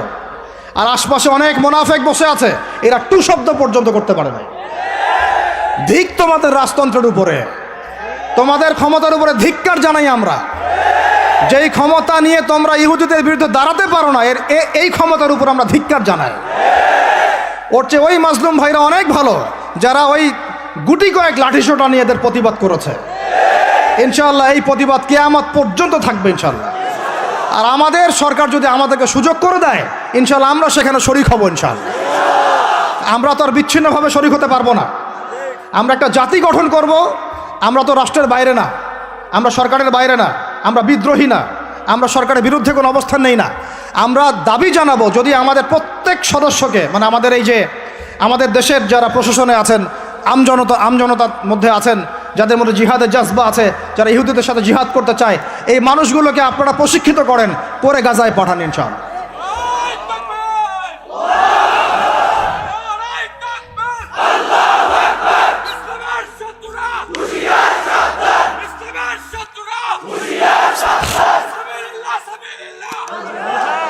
আমি এখানে গরম গরম বক্তব্য দিতে আসি নাই। এখানে গরম গরম বক্তব্য দিয়ে আপনাদেরকে উত্তেজিত করা আমাদের উদ্দেশ্য না। উদ্দেশ্য হচ্ছে বিশ্বের প্রেক্ষাপটটা বোঝানো। এই বিশ্বে আমরা স্বাধীন হতে এখনো পারি নাই। যেদিন পারবো, কোন দিন পারবো? যেদিন বাইতুল মুকাদ্দাস আমাদের হাতে আসবে। বিশ্বাস করেন ওই জায়গা থেকেই ইনশাআল্লাহ অচিরে ঈসা ইবনে মারিয়াম সারা বিশ্বকে শাসন করবে ইনশাআল্লাহ। ওই সময় দেখবেন মুসলমানরা স্বাধীনতা কাকে বলে। আমি বলেছি এক একটা জুলুমের 10 গুণ চড়া হিসাব এটা হবেই। আমরা পারি আর না পারি, আমরা বেঁচে থাকি আর না থাকি, আপনারা থাকেন আর না থাকেন, আমাদের বাচ্চারা থাকুক আর না থাকুক, একটা প্রজন্ম আল্লাহ পাক নিয়ে আসবেন। একটা প্রজন্ম আল্লাহ পাক নিয়ে আসবেন। আমি বলছি ওই প্রজন্ম টিকটক প্রজন্ম না, ওই প্রজন্ম এইসব মানে সেলফি শোডাও নাইওয়াস প্রজন্ম না। ওই প্রজন্ম এরকম না যে নামাজ পড়ে না, কোরআন তেলাওয়াত করে না। ওই প্রজন্ম এমন না দাওয়াতের মেহনত নাই, ওই প্রজন্মের জিহাদের কোনো জজবা নাই, ওই প্রজন্মের মধ্যে ইসলামের শারঈ কোনো জ্ঞান নাই, ওলামায়ে কেরামের কোনো সোহবত নাই, দিন প্রতিষ্ঠার কোনো ফিকির নাই। এমন প্রজন্মের কোনো প্রয়োজন নাই আমাদের। আমাদের এমন প্রজন্মের দরকার যে প্রজন্মের প্রত্যেকটা যুবক ভাই নামাজি, কোরআনওয়ালা, সুন্নতওয়ালা, সুন্নতের পাবন্দ এবং তাহাজ্জুদ গোজার। এক কথায় রাতের বেলার দরবেশ, দিনের বেলার ঘোড়সাওয়ার। এইরকম প্রজন্ম যখন আমরা করতে পারবো, ওই দিন ইনশাআল্লাহ এই মাহফিল বলেন, এই মসজিদ, মাদ্রাসা, এই রাষ্ট্র সব সফল হবে ইনশাআল্লাহ। এখন শুধু বেসিক কাজ করা হচ্ছে। আমাদের মূল গন্তব্য বাইতুল মুকাদ্দাস। ওইটা না আসা পর্যন্ত আমাদের শান্তি নাই, ঘুম নাই। কারণ ওরা আপনাকে ঘুমাতে দিবে না তো। আপনারা কি মনে করেছেন যে ওরা শুধু অতটুকু গাজার ওই অতটুকু জায়গায় চায়? কোশ্চিন কালেও নয়। যে আরবরা ওদের বিরুদ্ধে এখন কথা বলতে সাহস পাচ্ছে না, ওই এক একটা আরব রাষ্ট্রও দখল করে ছাড়বে, দেখে নিয়ে। আমি যদি ওটা চাচ্ছি না, দোয়া করি না, কিন্তু ওদের এজেন্ডা এটাই যে পুরো, আমি আখিরুজ্জামানের স্টুডেন্ট, ওদের এজেন্ডা জায়নিজম, পেট্রোডলার থেকে শুরু করে প্যালেস্টাইন ইস্যু নিয়ে আমি আলহামদুলিল্লাহ বিগত 5-7 বছর থেকে পড়াশোনা করেছি। আমি আমার টুপির নিচ থেকে কথা বলছি না। ওদের এজেন্ডা হচ্ছে পুরো হোলি ল্যান্ডটা তারা দখল করতে চায়। হোলি ল্যান্ড কাকে বলে এটাও তো আমরা জানি না। ওরা শুধুমাত্র ওই ওয়েস্টার্ন ব্যাংক আর বাইতুল আকসা, বাইতুল মুকাদ্দাস আর এই গাজার অংশটুকু দখল করতে ওখানে আসে নাই। ওরা এসেছে পুরো হোলি ল্যান্ডটাকে দখল করতে। আমি ওলামা সম্মেলনে বলেছিলাম পুরো হোলি ল্যান্ড তারা দখল করতে এসেছে। হোলি ল্যান্ড মানে মিশরের নীল নদ থেকে শুরু করে ইরাকের ইউফ্রেটিস নদী পর্যন্ত এই পুরো জায়গাটা তারা দখল করতে চায়। কেন চায়? কারণ তারা মনে করে ওই জায়গাটা সৃষ্টিকর্তা তাদেরকে দিয়েছেন, নাউজুবিল্লাহ। তারা মনে করে ওইটা হচ্ছে তাদের মাসিহ আসার জায়গা, এবং ওই জায়গা থেকে তাদের মাসিহ, তথাকথিত মাসিহ মানে মাসিহুদ দাজ্জাল, পুরো বিশ্বকে শাসন করবে এবং তারা তাকে সঙ্গ দিবে। এটা ওদের এজেন্ডা, এটা ওদের ভিশন। যত কিছু ওরা পৃথিবীতে করছে এই ভিশনটাকে কাজে লাগিয়ে, এই ভিশনটাকে পিছনে রেখে তারা এই কাজগুলো করছে। এটা আপনি বুঝতে পারবেন না বাইরের চোখ দিয়ে, ভিতরের চোখ দিয়ে পড়াশোনা করেন, খেদির হন, বুঝতে পারবেন। ওরা বাইতুল মুকাদ্দাস চায় না, পুরো হোলি ল্যান্ডটাই দখল করতে চায়। এ কারণেই, এই উদ্দেশ্যেই তারা বিগত 100 বছর থেকে পুরো ওয়ার্ল্ড অ্যাফেয়ার্সের আগে রাজনীতির নিয়ন্ত্রণ নিয়েছে। কিসের নিয়ন্ত্রণ নিয়েছে?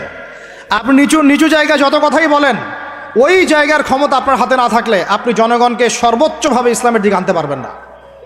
আপনি এখন যদি সবাইকে জোর করে মাস্ক পরাতে পারেন আইন প্রয়োগ করে, এভাবে ওই ক্ষমতা হাতে থাকলে প্রত্যেক জনগণকে কোরআনও শেখানো যায়। ওই ক্ষমতাটা ইসলামের দরকার আছে। যদি ওই ক্ষমতার বলে প্রত্যেক মানুষকে মসজিদে সোশ্যাল ডিস্টেন্স মেনটেন করানো যায়, তাহলে ওই ক্ষমতা যদি হাতে থাকতো প্রত্যেক মা বোনকে পর্দা করানো যেত, প্রত্যেক যুব ভাইকে দিন শেখানো যেত, বাধ্যতামূলক কোরআন শিক্ষাও চালু করা যেত, বাধ্যতামূলক কোরআন শিক্ষার সাথে হাদিসের শিক্ষা চালু করা যেত, সিলেবাসের মধ্যে নবীর সিরাত সংযোজন করা যেত। ইসলামে এই ক্ষমতাটা দরকার আছে। কিন্তু এটাকে অ্যাচিভ করার যে পথ পদ্ধতি, এই পথ পদ্ধতির মধ্যে আমরা আসলে কেউ নাই। নবীর তরিকার মধ্যে আমরা নাই, আমরা পড়ে আছি পশ্চিমা তরিকার মধ্যে। পশ্চিমা তরিকা দিয়ে ওই জায়গায় আপনি যেতে পারবেন না। আর যদি যেতে পারেনও, পশ্চিমারা আপনাকে সেখানে থাকতে দিবে না। আমাদের এখানে সবচেয়ে ভালো মানুষ যিনি, এখানকার এই এলাকার যিনি দায়িত্বশীল, তিনি যদি সবচেয়ে মোত্তাকি পরহেজগার মানুষ হন, তিনিও যদি দাঁড়িয়ে বলেন যে আমি ইসলামের পক্ষে আছি, কোরআনের পক্ষে আছি, হাদিসের পক্ষে আছি, আমি বাইতুল মুকাদ্দাসের পক্ষে আছি, মাজলুম ফিলিস্তিনিদের পক্ষে আছি, তার উপর থেকে চাপ চলে আসবে। কারণ পুরো বিশ্বের শক্তিটা নিয়ন্ত্রণ করছে এখন ইহুদিরা, নাসারারা, জায়নিস্টরা। ওই জায়গায় যতক্ষণ পর্যন্ত আঘাত না পড়ছে ততক্ষণ পর্যন্ত আপনি বিশ্বে স্বাধীন হতে পারবেন না। অতএব বাইরের চোখ দিয়ে না, ভিতরের চোখ দিয়ে দেখতে শিখুন। তো ভিতরের চোখ পুরো জিও পলিটিক্সটা আপনাকে বুঝাবে। ভিতরের চোখ দিয়ে দেখলে আপনি দেখবেন মুসলমানরা এখনও তাদের অধীনে পরাধীন হয়ে আছে। এখান থেকে আমরা স্বাধীনতা চাই ইনশাআল্লাহ। আল্লাহ পাক আমাদেরকে সেই স্বাধীনতা অর্জন করার তৌফিক দান করেন। এবার অর্থনৈতিক জীবনে আসেন। অর্থনৈতিক জীবনে এসে দেখবেন আপনি মাশাআল্লাহ মনে করবেন যে আপনি তো হালাল খাচ্ছেন, হ্যাঁ গরুর গোশত খাচ্ছেন প্রত্যেক জুমায়। আমরা মাশাআল্লাহ মুরগির রোস্ট খাচ্ছি। ঢাকার মানুষ তো খালি খায় আর খায়, সবাই খাচ্ছে মাশাআল্লাহ বসে, ছেলে মেয়ে, ফুচকা চটপটি এইটা ওইটা, আর খাবারের দোকানের অভাব নাই, সবাই খাচ্ছে। ভাবখানা এমন যে দুনিয়াতে এসেছি খাওয়ার জন্যে। দুনিয়াতে আসছে 3টা কাজ, খাবো, টয়লেট করব, আর মেয়েদের সাথে সহবাস করবো, ব্যাস, দ্যাটস অল। ভাবখানা দেখলে এমন মনে হয় আমাদের। আল্লাহ পাক আমাদেরকে বুঝদান করেন, হেফাজত করেন। এইগুলো করতে দুনিয়াতে আসি নাই আমরা। এগুলো আমাদের মূল কাজ নয়, এগুলো আমাদের প্রয়োজন। আপনি মনে করছেন যে মাশাআল্লাহ সবাই হালাল খাচ্ছি, বিশ্বাস করেন পুরো বিশ্বের অর্থনীতি সুদভিত্তিক। একদম খোলামেলা ওয়াকুলু কওলান সাদীদা বললাম। আল্লাহ পাক বলেছেন একদম স্পষ্ট সরাসরি খোলামেলা কথা বলো। পুরো বিশ্বের অর্থনীতি সুদভিত্তিক। যারা এই পুরো বৈশ্বিক অর্থনৈতিক সিস্টেমের মধ্যে ঢুকে গেছে, অর্থাৎ ওয়ার্ল্ড ব্যাংক, IMF এবং ফেডারেল রিজার্ভ ব্যাংকের আওতায় চলে আসছে, এরকম কোনো সেন্ট্রাল ব্যাংক 100% সুদমুক্ত হতে পারবে না। ফুল স্টপ, কোনোভাবেই সম্ভব না। আপনি যত বড় মুসলিম কান্ট্রি হন না কেন, আপনি এদের আওতায় থাকলে কোনো অবস্থাতেই সুদমুক্ত থাকতে পারবেন না। তাহলে এখন আমি যদি আপনাকে প্রশ্ন করি, বিগত 20 বছর থেকে একটা রাষ্ট্র এই জালেমদের বিরুদ্ধে লড়াই করেছিল এবং সাম্প্রতিক সময়ে তাদের কারেন্সি মার্কিন ডলারকে ছাড়িয়ে গেছে। তারা কিভাবে পেরেছে? এই তথ্য কি আপনাদের কাছে আছে? তথ্য আছে? নাম মেনশন করার দরকার নাই, আপনারা বুঝতে পারেন কি পারেন না? এই মোল্লাদের দৌড় মসজিদ পর্যন্ত নয়, এই মোল্লাদের দৌড় হবে বাইতুল মুকাদ্দাস পর্যন্ত ইনশাআল্লাহ। ওইখানে নামাজ না পড়া পর্যন্ত এদের ঘুম হবে না ইনশাআল্লাহ, দেখে নিয়ে। এখন কথা হচ্ছে তারা পড়লো কিভাবে? অনেক কারণ, যাকাত ভিত্তিক অর্থনীতি, তারপরে দ্বৈত অর্থনীতি, হালাল অর্থনীতি, দুর্নীতি কমানো, কৃষিভিত্তিক অর্থনীতি। 3 বছরের মধ্যে ঘুরে দাঁড়িয়েছে, মাত্র 3 বছরের মধ্যে। সারা বিশ্বের অর্থনীতি এখন সুদভিত্তিক। এখান থেকে ঘুরে দাঁড়াতে হলে আমরা অবশ্যই পারবো, কেন পারবো না? আমাদের প্রথম কাজ করতে হবে, সমস্ত দুর্নীতি বন্ধ করে ফেলতে হবে। 1 নাম্বার, যত কালো টাকা সব সাদা করে ফেলতে হবে, এবং যারা কালো টাকার সাথে সম্পৃক্ত সবগুলোকে ধরবেন, ভিতরে ঢুকাই ফেলবেন একদম। ওমরের শাসন, একদম ওমরের শাসন কায়েম করে ফেলতে হবে। আমরা সে জায়গায় যেতে চাচ্ছি না, আমরা বলছি আপনারাই সেই কাজ করেন। আমরা উদাত্ত আহ্বান জানাচ্ছি, যেই থাকে উপরে। আমরা দোয়া করতে সমস্যা আছে? আমরা সেই জায়গায় জোর করে যেতে চাচ্ছি না, অন্তত আমার এই ইচ্ছা নাই। আর আমি কোনো পলিটিক্যাল দলের মানুষও না, জীবনে করিও নাই, করার ইচ্ছাও নাই। আমি আমার অনুরোধ, আমার আক্ষেপ, আমার আবদার হচ্ছে সমস্ত দুর্নীতিবাজদেরকে ধরবেন আর সাইজ করবেন। উমর রাদিয়াল্লাহু তাআলা আনহুর মতো সে যদি দাড়িওয়ালাও হয়, টুপিওয়ালাও হয়, পাগড়িওয়ালা হয়, জুব্বাওয়ালা হয়, ইমাম হয়, তবু তাকেও ধরবেন, কোনো সমস্যা নেই। সমস্ত কালো টাকাকে সাদা করে ফেলবেন, দেখবেন এমনি বাইতুল মালের সম্পদ বেড়ে গেছে আলহামদুলিল্লাহ। দ্বিতীয় কাজ, যাকাত ভিত্তিক অর্থনৈতিক সিস্টেম চালু করা। বাংলাদেশে এমন প্রচুর মানুষ আছে যাদের একজনের যাকাতের টাকা দিয়ে একটা গ্রামের মানুষকে খাওয়ানো যাবে ইনশাআল্লাহ। এরা যাকাত দেয় না, এরা ট্যাক্সও দেয় না, সরকারকে করও দেয় না, যাকাতও দেয় না। এই ট্যাক্স ফাঁকি দেওয়া মানুষ, কর ফাঁকি দেওয়া মানুষ, এই জোচ্চরদেরকে ধরতে হবে, ধরে এদের কাছ থেকে যাকাত আদায় করতে হবে, বাধ্যতামূলক যাকাত আদায় করতে হবে। তারপরে দেখবেন আমরা বৈদেশিক ঋণের জন্য বসে থাকার কোনো প্রয়োজন হবে না, আমাদের টাকা দিয়ে আমরাই চলতে পারবো ইনশাআল্লাহ। 3 নাম্বার হচ্ছে দ্বৈত অর্থনীতি।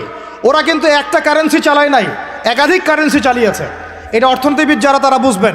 একটা কারেন্সির অনেক দুর্বলতাও আছে, এগুলো নিয়ে আমি খোলামেলা কথা এই মাহফিল স্টেজে বলতে পারবো না। বসতে চাইলে বসেন আমার সাথে, অর্থনীতি নিয়ে বসতে চাইলে আমার সাথে বসেন, আমরা আলোচনা করি, কথা বলেন, আমাদেরকে মূল্যায়ন করেন, কথা শোনেন। ইউসুফ আলাইহিস সালাম বলেছিল না যে আমি বিশ্বস্ত, আমাকে দায়িত্ব দেন? আমি বলতে চাই আমি বিশ্বস্ত, আমাকে দায়িত্ব দেন। আমাকে 5 বছর সময় দেন, পুরো দেশের শিক্ষা সিস্টেম চেঞ্জ করে দেবো ইনশাআল্লাহ। প্লে গ্রুপ থেকে প্লে গ্রুপ থেকে নিয়ে মাস্টার্স পর্যন্ত এমন শিক্ষানীতি প্রণয়ন করা সম্ভব যে আমাদের বাচ্চারা একদম প্লে থেকে মাস্টার্স পর্যন্ত বাংলা, ইংরেজি, অঙ্ক এবং জেনারেল সাবজেক্টগুলোর সাথে কোরআন হাদিসের একটা অপূর্ব সমন্বয়ে পড়াশোনা করবে ইনশাআল্লাহ। একা করে দিতে পারবো ইনশাআল্লাহ তাআলা। আমাকে এরকম 100 জন শিক্ষাবিদ দেন, 100 জন আলেম ওলামা দেন, একটা প্যানেল করে দেন, পুরো দেশের শিক্ষা চেঞ্জ করে দেওয়া যাবে ইনশাআল্লাহ। যাদেরকে রেখেছেন এদের মাথায় গোবর আছে, যাদেরকে রেখেছেন এদের মাথায় টাটকা গোবর আছে। বইপত্রগুলোর অবস্থা দেখেছেন? বইপত্রগুলো ঘাটাঘাটি করেছেন? সমকামিতা প্রমোট করছে আমাদের দেশের মধ্যে, ট্রান্সজেন্ডার প্রমোট করছে আমাদের দেশের মধ্যে। আমাদের বাচ্চা কাচ্চা, কচি কাঁচা বাচ্চাদেরকে শারীরিক শিক্ষার নামে যৌন শিক্ষা দিচ্ছে। এগুলো আমাদের মুসলমানদের শিক্ষা? এটা চলতে থাকলে দেখবেন অচিরেই কোনো মানুষ বাচ্চাদেরকে স্কুলে পাঠাবে না, এটা অরুচি ধরে যাবে। তখন কি হবে? কোটি কোটি স্কুল, কলেজ, বিশ্ববিদ্যালয় খা খা করে পড়ে থাকবে, কেউ পাঠাবে না ওখানে। তখন মাদ্রাসার দিকে মানুষ ঝুঁকবে আরো বেশি। আমি তো দাবি জানাই উপরের লেভেল থেকে এমন একটা শিক্ষা ব্যবস্থা প্রণয়ন করা হোক যাতে আমার মাদ্রাসা গড়ার প্রয়োজনই না হয়। ওই সিস্টেম রাষ্ট্রীয়ভাবেই পড়ানো হবে ইনশাআল্লাহ।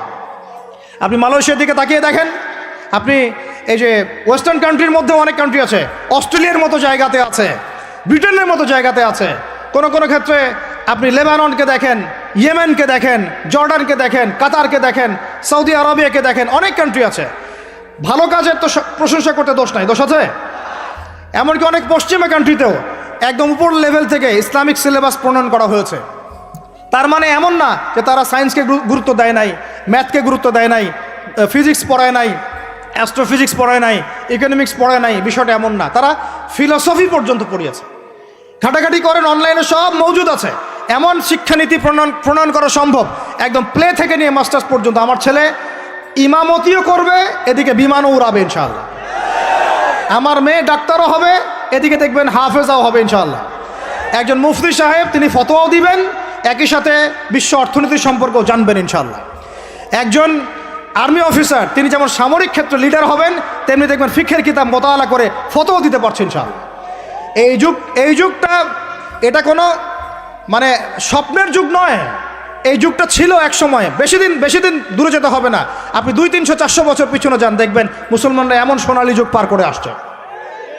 অতএব এগুলো কোনো গাল গল্প করছি না আমি, এগুলো বাস্তবে রূপান্তরিত করা অবশ্যই সম্ভব, বারহাক সম্ভব, যদি এরকম কিছু মানুষের মধ্যে উদ্দীপনা থাকে, একটা সৎ সাহস থাকে, আমাদের উপর থেকে যদি একটা সহযোগিতা আসে এবং আমাদের মতো যারা ইয়াং তাদেরকে যদি মূল্যায়ন করা হয়, ইনশাল্লাহ দেখবেন বাংলার জমিন পরিবর্তন হয়ে গেছে।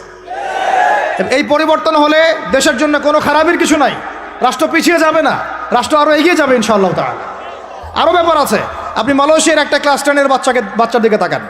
ক্লাস 10-এর একটা বাচ্চা কোনোদিন মাদ্রাসায় যায়ই নাই, স্কুলে পড়েছে, কিন্ডারগার্টেনে পড়েছে, রাষ্ট্রীয় সিলেবাসে পড়েছে, মাত্র 10 থেকে 12 বছর পড়াশোনা করে ও এখন এদিকে এসএসসি এইচএসসি লেভেলেও চলে গেছে, ও লেভেল এ লেভেলস পরীক্ষা দিয়েছে, এদিকে সে ইমামতি করার যোগ্যতা অর্জন করেছে।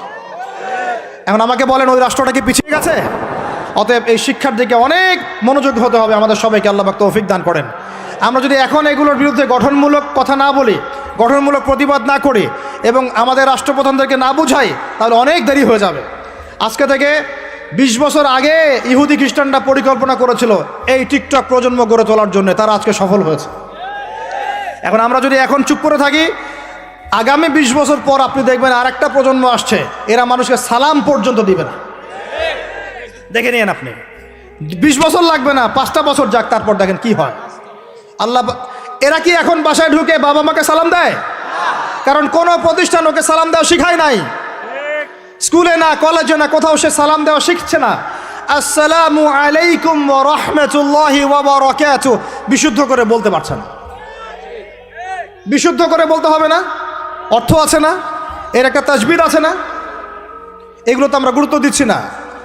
এমন প্রজন্ম গড়ে উঠেছে অলরেডি যারা এখন পিতামাতাকে সালাম দেয় না, পিতার সাথে ঝগড়া করে, মায়ের সাথে, মায়ের গায়ে হাত তুলে, সম্পত্তির জন্য মাকে হত্যা করে, সম্পত্তির জন্য বাবার গায়ে হাত তোলে। ওদিক থেকে মাস্টার ডিগ্রি পাশ করে আসে ব্রিটেন থেকে, অক্সফোর্ড থেকে, কেমব্রিজ থেকে আইসা এদিকে প্রফেসর হয়েছে বিভিন্ন বিশ্ববিদ্যালয়ের, বাবা পড়ে আছে বৃদ্ধাশ্রমে। কতগুলো এক্সাম্পল নেবেন। এগুলো আমি কি গাল গল্প করছি? আমি কোনো গাল গল্প করতে এখানে আসি নাই, এগুলো বাস্তবতা। যদি বাহিরের চোখ দিয়ে আপনি দেখেন মনে হবে অর্থনীতি অনেক ভালো, ভিতরের চোখ দিয়ে দেখেন অর্থনীতি সুদ দিয়ে ভর্তি হয়ে গেছে, প্রত্যেক পদে পদেই সুদ।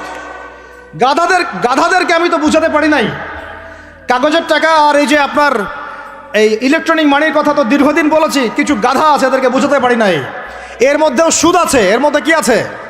আর আমি কখনোই বলি নাই যে কাগজের টাকাটা হারাম। মিথ্যাচারে এরা যে পরিমাণ হাদিস জাল বানায়, এদের চেয়ে বড় জাল বানানো কর কেউ নাই বাংলাদেশে। একটা কথাকে ঘুরাই ফিরে এমন ব্যাখ্যা শুরু করবে যে আপনি বিভ্রান্ত হয়ে যাবেন। একটা ইমোশন প্রকাশ করবেন, উহুদের প্রান্তে দাঁড়িয়ে একটা ইমোশন প্রকাশ করবেন, ও বানাই দিবে ও জান্নাতের ঘ্রাণ পেয়ে আসছে। আপনি বলবেন যে কাগজের টাকা নয়, মনিটরি সিস্টেমটা হারাম, ও বানাই দিবে ও বলেছে কাগজের টাকা হারাম। আপনি বলবেন যে আপনার যদি গান শুনতেই হয় তাহলে একা একা শোনেন, আমাকে শোনাচ্ছেন কেন, ও বানাই দিবে ও গান একা শোনা জায়েজ বানাই দিছে।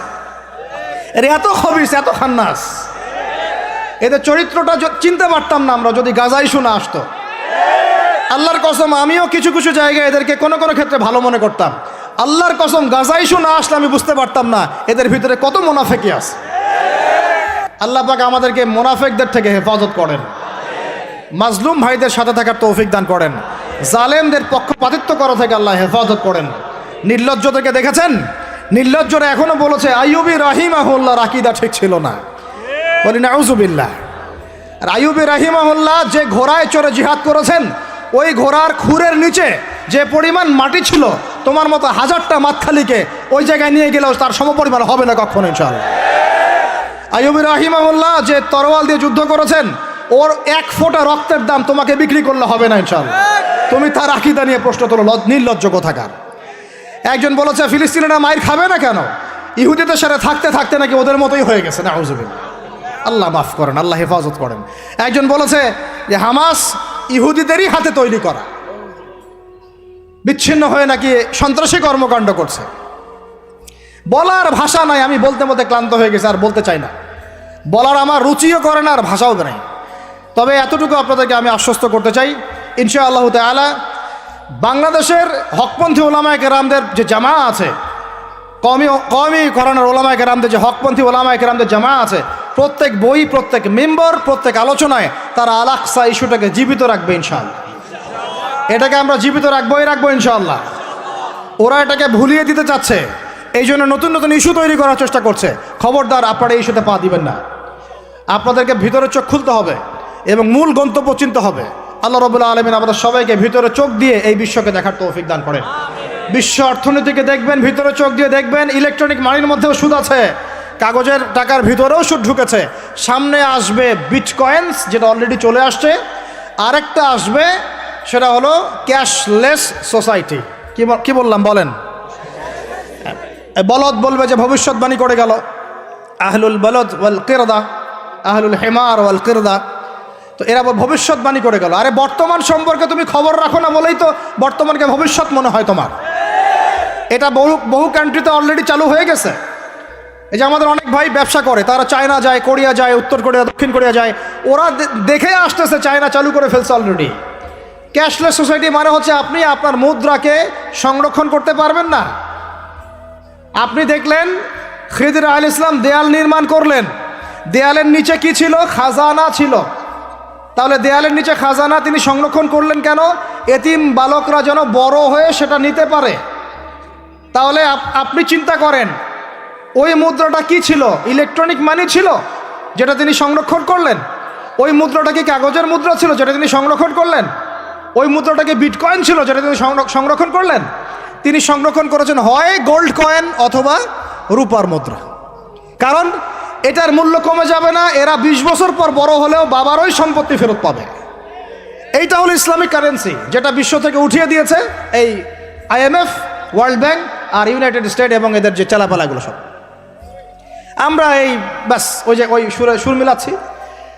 ওরা কাগজের মুদ্রা দিয়ে সারা বিশ্বটাকে ডমিনেট করছে। তাও আবার এখানে আরও ব্যাপার আছে, কাগজের সব মুদ্রা আবার এক মানের না। একগুলো হচ্ছে হার্ড কারেন্সি, মানে শক্তিশালী কারেন্সি। একগুলো সফট কারেন্সি, মানে নরম কারেন্সি। বাংলাদেশের টাকা কোন কারেন্সি, হার্ড না সফট? এতটুকু তো জানেন। হার্ড কারেন্সি কি? মার্কিন ডলার, মানে মগের মূল্যক। একটা কথা আছে না, মগের মূল্যক। মগ কারা জানেন? ওই যে যারা রোহিঙ্গাদেরকে মেরেছিল, ওরা এদের বলে মগ। আপনারা তো এগুলো জানেন না। ছোটবেলা আমাদের বাবা মারা ঘুম পাড়াতো না, খোকা ঘুমালো, পাড়া জুড়ালো, বর্গি এলো দেশে, মনে আছে? বুলবুলিতে ধান খেয়েছে, কি বলেন? তারপরে খাজনা দিব কিসে, মনে আছে? ধান ফুড়ালো, পান ফুড়ালো, কি জানি খাজনার উপায় কি? আর কটা দিন সবর করো নাকি রসুন। এখানে কি বোঝানো হয়েছে আপনি বুঝতে পারবেন না, তো ইতিহাস পড়তে হবে। খোকা ঘুমালো, পাড়া জুড়ালো, বর্গি এলো দেশে। বর্গি মানে এই যে মগদেরকে বোঝানো হয়েছে। ওরা উগ্র ছিল, যেখানে যাইতো এরকম মঙ্গলদের মতো ম্যাসাকার করতো, ফসল বিনষ্ট করতো, ট্যাক্স নিত, জুলুম করতো। ওইটা ভয় দেখানো হতো। ওই জন্য ওদের মূল্যক, ওদের এই যে আগ্রাসনটাকে বলা হয় মগের মূল্যক। মগের মূল্যকের ব্যাখ্যা বুঝলেন? এটা মগের মূল্য। ওরা এখন হার্ড কারেন্সি দিয়ে মগের মূল্যক। কীরকম? যে সারা বিশ্বের সফট কারেন্সিগুলো আমার কারেন্সি দিয়ে নির্ধারিত হবে। মানে আপনার 100 টাকা সমান সমান ওর $1, মগের মূল্যক। কেন আমার 1 টাকা সমান সমান তোমার $1 হতে পারে না? হতে পারে না? এটা করতে দিবে না, কারণ এটা করলে আপনার অর্থনৈতিক অবস্থা অনেক সমৃদ্ধ হয়ে যাবে এবং আপনি তাদের সমান হয়ে যাবেন। আপনি যে দামে তেল কিনবেন তাকেও সে দামে তেল কিনতে হবে। তো ওরা এটা ধরিয়ে দিল। শুধু তাই না, IMF এর মাধ্যমে, ফেডারেল রিজার্ভের মাধ্যমে, ওয়ার্ল্ড ব্যাংকের মাধ্যমে তারা এটাকে আমরা দ্বিতীয় বিশ্বযুদ্ধের পরের কথা বলছি আর কি। ওই সময় ব্রেটন উড কনফারেন্স হয়েছে, পড়ে দেখবেন। ব্রেটন উড কনফারেন্স হয়েছে, মার্কিন ডলারকে সারা বিশ্বের রুলিং মানে কারেন্সি হিসেবে ওরা নির্ধারণ করলো, মগের মূল্যক।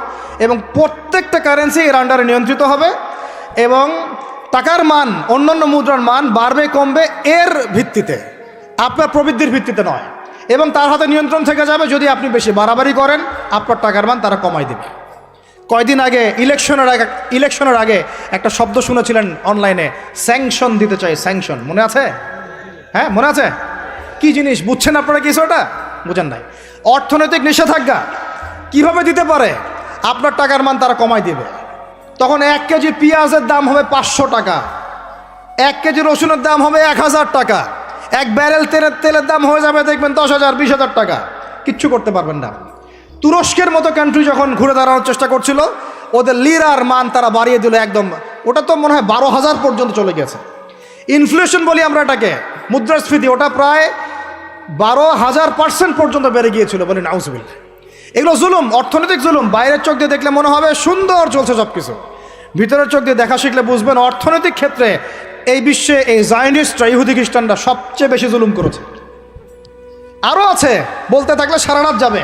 এরপরে তারা আরবদেরকে বুঝালো, ইয়া শাইখ, আরবদেরকে বুঝালো, হাবিবি, ইয়া হাবিবি, কাছে আসেন, শোনেন, আমরা আপনাদের কাছে তেল আছে, আপনারা তো তেল বয়কট করে দিয়েছেন, আর তেল ছাড়া তো আমাদের যুদ্ধ বিমান ফ্লাই করছে না। তেল কাদেরকে দিয়েছে আল্লাহ পাক? মিডল ইস্টে আরবকে দিয়েছে, ঠিক আছে। এখন হাবিবিকে বলা হচ্ছে যে আপনারা তো তেল বয়কট করে দিলেন। এটা করেছিল বাদশাহ ফয়সাল, বলেন রাহিমাহুল্লাহ, উনি একজন সাহসী নেতা ছিলেন, এই জন্যই তাকে গুপ্ত হত্যা করা হয়েছে। সাহসী যারা, তাদেরকে গুপ্ত হত্যা করে এদের একটা সুন্নত, এটা মাথায় রাখবেন। খুব ট্যালেন্টেড একজন দেখবেন, খুব ট্যালেন্টেড একজন বিজ্ঞানী দেখবেন, হঠাৎ নাই, তাপাস করে মিসাইল এসে পড়ে গেল। এমন সূক্ষ্ম স্নাইপার দূর থেকে 12,000 কিলোমিটার দূর থেকে মেরে দিলে আপনার কলিজার মধ্যে ফেলে গেল। এগুলো জেনে বুঝেই আমরা প্রতিদিন সকাল করি, সন্ধ্যা করি, আলহামদুলিল্লাহ। কারণ অ্যাটলিস্ট আপনাকে তো জানতে হবে, জেনে নেন, পরে আপনারা চিন্তা করবেন যে কিভাবে লাইফ লিড করবেন। ফাযাক্কির ইন্নামা আনতা মুযাক্কির, আপনি উপদেশ দিন, শুধু আপনি উপদেশ দাতা, লাস্তা আলাইহিম বিমুসাইতির। ফাযাক্কির ইন নাফাআতিয যিকরা সায়াযাক্কারু মা ইয়াখশা, যারা আল্লাহকে ভয় করে তারা ফিরে আসবে ইনশাআল্লাহ। তো যেটা বলছিলাম, বাদশাহ ফয়সাল একদম বয়কট করে দিলেন। এবার ওরা এসে বুঝাচ্ছে যে তেল ছাড়া তো আমাদের চলছে না, এদিকে ওদের ডলারের মান কমে যাচ্ছে, মুদ্রাস্ফীতি হচ্ছে, ইনফ্লেশন হচ্ছে। এখন তারা বোঝালো যে ঠিক আছে, একটা চুক্তি করা যাক। যুবকরা ভালো করে শোনেন, এগুলো জানেন না বলেই অনেক সময় আপনি সহি বলে সহি ভুল পথে যাচ্ছেন ভাই, সহি পথেই যাচ্ছেন, বাট এটা সহি ভুল হয়ে যাচ্ছে। ওরা বোঝাতে পারছি? সহিহের আড়ালে একটা মারাত্মক জয়ীফ আর জাল আকীদা আছে, এটা আপনার সামনে সহি দিয়ে ঢেকে দেওয়া হয়েছে, বুঝতে পারতেছেন না। এই জায়গাটাকে ভালো করে বোঝেন। যখন উম্মর সাথে কেউ গাদ্দারি করে তখন সে সহি থাকে না, উম্মতের সাথে কেউ যদি গাদ্দারি করে তখন সে কি থাকে না? সহি থাকে না। এখন আসেন, আমি ধর্মতাত্ত্বিক কথা বলছি আগে। এখানে বাদশাহ ফয়সাল তাকে কনভিন্স করা হলো, ঠিক আছে আমরা তেল কিনবো, আপনাদের কাছ থেকে কিনবো, আপনাদের গলফ কান্ট্রি যেগুলো আছে এদের কাছ থেকে কিনবো, তবে একটা শর্ত, আপনারা তেল বিক্রি করবেন শুধু মার্কিন ডলারে, অন্য কোনো কারেন্সিতে তেল বিক্রি করতে পারবেন না। বলেন নাউজুবিল্লাহ। আপনি বাংলাদেশ গভর্নমেন্ট যদি গিয়ে এক ব্রিফকেসের মধ্যে 1 কোটি টাকা নিয়ে যায়, বুঝেন কথা, বুঝতে পারতেছেন? 1 কোটি টাকা আমাদের টাকা নিয়ে গিয়ে যদি বলে শেখ হাবিবি আমাকে তেল দাও, ওরা বলবে তেল দিতে পারবো না, খালাস, কুল্লু খালাস, এখান থেকে বের হও। কথা বুঝতে পারেন নাই? 1 কোটি কি দিবেন? টাকা, তেল দিবে না, লিখে নেন, দিবে না। কিন্তু সেই 1 কোটি টাকাকে যদি আপনি ডলারে কনভার্ট করেন, ওটাকে ডলার দিয়ে কনভার্ট করেন, করে যদি বলেন হাবিবি তেল, তখন বলবে যে আসো তাআলিলাহি, তেল নিয়ে যাও, খালাস, কুল্লু খালাস। এটা বুঝতে পারছেন? তেল বিক্রি করব শুধুমাত্র ডলার দিয়ে, ডলার ছাড়া অন্য কোনো কারেন্সিতে তেল বিক্রি করতে পারবো না। এইটা পশ্চিমারা আরবদের সাথে একটা সন্ধি করলো আর কি, চুক্তি করলো। এই চুক্তির নাম হলো পেট্রো ডলার মনিটরি সিস্টেম। বুঝতে পারলাম? Petro dollar monetary system. এর বদৌলতে আরবের মরুভূমি হয়ে গেল এখন একদম অট্টালিকার প্রাসাদ। বোঝা যায়? মরুভূমিগুলো হয়ে গেল কি অট্টালিকার প্রাসাদ, আর বাকি পুরো মুসলিম উম্মার উপর দেখেন কি দুরবস্থা নেমে আসলো। শুধু তাই না, ওই ডলার হলো একদম লিডার, কারেন্সির লিডার। এখন ওই ডলার তেলের মান নির্ধারণ করবে, আপনি টাকা দিয়ে করতে পারবেন। সারা বিশ্বের সবচেয়ে বড় অর্থনৈতিক জুলুম হচ্ছে এই পেট্রো ডলার মনিটরি সিস্টেম। এর চেয়ে বড় কোনো জুলুম হয়নি অর্থনৈতিক জীবনে। এখন অনেক ওলামায়ে কেরাম আছেন আপনারা এখানে, আমি জানি উপস্থিত, আপনারা একটু ফিকহের কিতাবগুলো মোতালা করে আমাদেরকে একটা ফতোয়া দিয়েন যে এইরকম মনিটরি সিস্টেম প্রণয়ন করা জায়েজ না না জায়েজ। এটা আপনারা ফতোয়া দিয়েন, আমি ফতোয়া দিতে পারবো। আমি অর্থনৈতিক ভাষায় বলতেছি যে এই মনিটরি সিস্টেমটা পুরো বিশ্ব জুলুম নিয়ে আসছে। এখন আদতে এখন শোনেন, এই অংশটুকু শোনেন, তারপরে আমি শেষের দিকে চলে আসতেছি। আদতে এতে পশ্চিমাদের লাভ কি হয়েছে শোনেন। আমার কাছে এই যে ডলার, এটা আমি ছাপাই আমার দেশে, আমার কারখানায়। আমার খরচ হচ্ছে কাগজ, আমার খরচ হচ্ছে মেশিন, আমার খরচ হচ্ছে কালি। বোঝা যায়? বোঝা যাচ্ছে? আচ্ছা, এখন সেটা আমি বানালাম, ছাপালাম, গিয়ে আমি আরবকে দিলাম, তেল দাও। ওরা এই কাগজের টাকাটা নিল, নিয়ে রিজার্ভ করলো, করে মূল যে তেল, এই তেলটা মনে করেন তেল বা সোনা, তেল বা সোনা একই কথা, কারণ সোনার ফাংশন প্লে করছে এখন তেল। এখন তো যেহেতু গোল্ড দিনার নাই, দিরহাম নাই, এই তেলটা তারা নিয়ে ওদের দেশের আন্ডারগ্রাউন্ডে বাংকার আছে, গ্যালনকে গ্যালন তেল রিজার্ভ করতে থাকলো। এমনভাবে রিজার্ভ করতে থাকলো যে বিগত আগামী 30 বছর যদি বিশ্বে কোনো তেল নাও থাকে, ওরা চলতে পারবে, প্লেন উড়াইতে পারবে। ওদের মিলস বন্ধ হবে না, ফ্যাক্টরি বন্ধ হবে না, ওদের ইন্টারনেট সেকশন বন্ধ হবে না, বিদ্যুৎ বন্ধ হবে না, ওদের কোনো কিছুই বন্ধ হবে না, কোনো প্রযুক্তি বন্ধ হবে না। এত তেল তারা এখন রিজার্ভ করলো কি দিয়ে? ওর দেশে ছাপানো বিনামূল্যের ডলার দিয়ে। এবং সেই ডলারটা আমরা নিলাম, নিয়ে আমরা মাশাআল্লাহ অট্টালিকা নির্মাণ করলাম, আর মনে করলাম যে মাশাআল্লাহ আমি তো খুব ধনী হয়ে গেলাম, সমৃদ্ধি অর্জন করলাম। আদতে এখানে পশ্চিমাদের সবই লাভ। আমরা বলি না জালাও তাই কদু, আমরা বলি আম গেল সালাও গেল, তাই না? এখানে আমও তাদের, সালাও তাদের। আদতে আমাদের কিছু নাই। আপনারা হাসতেছেন, কিন্তু এইটা হচ্ছে সারা বিশ্বের সবচেয়ে বড় জুলুম। এখন আমরা তো থার্ড ওয়ার্ল্ডের কান্ট্রি, এটা হচ্ছে যারা বড় বড় ধনী রাষ্ট্র, ওদের অবস্থা হচ্ছে এই। আর আমরা যারা থার্ড ওয়ার্ল্ডের কান্ট্রি, উন্নত বিশ্বের দিকে এগিয়ে যাচ্ছে, আমরা যারা আস্তে আস্তে, যে পথে আমাদের দুর্নীতি বাধা, আমাদের এই যে নৈতিকতার অবক্ষয় বাধা, আমাদের মধ্যে আমানতহীনতা বাধা, এই বাধাগুলো আমাদেরকে আগাতে দিচ্ছে না। তা আমাদের অবস্থা কি হতে পারে তাহলে চিন্তা করেন। এখন আমরা এই জায়গায় আছি, এই জায়গায় বসে বসে আপনি মনে করছেন যে আপনি মাশাআল্লাহ খুব পাক্কা মুসল্লি, হালাল খাচ্ছেন, নামাজ পড়তেছেন, তাহাজ্জুদ গোজার, জান্নাত কিনে নিয়েছেন মাশাআল্লাহ। অথচ আপনার অর্থনীতি সুদভিত্তিক, এবং এই সুদভিত্তিক অর্থনীতির আন্ডারে থেকে কোনো বেসরকারি ব্যাংক পর্যন্ত 100% সুদমুক্ত সিস্টেম দিতে পারবে না। ফুল স্টপ, খালাস। আর এর উপরে আবার আছে ঘুষ, তার উপরে আবার আছে দুর্নীতি, তার উপরে আপনারা আবার মাপে কম দিচ্ছেন, তার উপরে আবার পণ্য মজুত করছেন, মার্কেটে ইচ্ছাকৃতভাবে প্রাইস বাড়ায় দিচ্ছেন, এই কাজগুলো করছেন। আমি শিক্ষিত একটা সমাজ পেয়েছি বলে কথাগুলো এভাবে মাহফিলে বললাম। এগুলো মাহফিলে কিন্তু আলোচনা হয় না।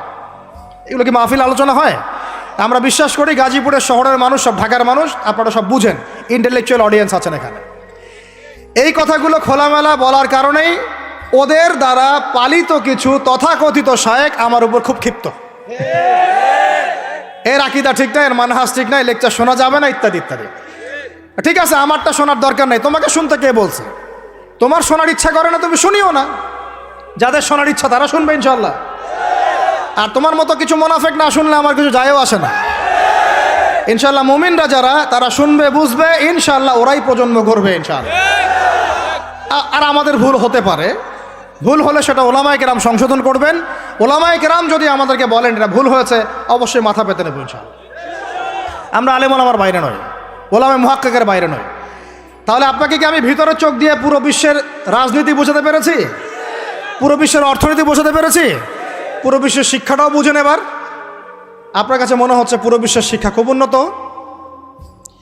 বাহ্যিকভাবে বস্তুবাদী ক্ষেত্রে উন্নত, মঙ্গলে যাচ্ছি, চাঁদে যাচ্ছি, স্যাটেলাইট পাঠাচ্ছি ইত্যাদি, তো এগুলো বস্তুবাদী উন্নতি।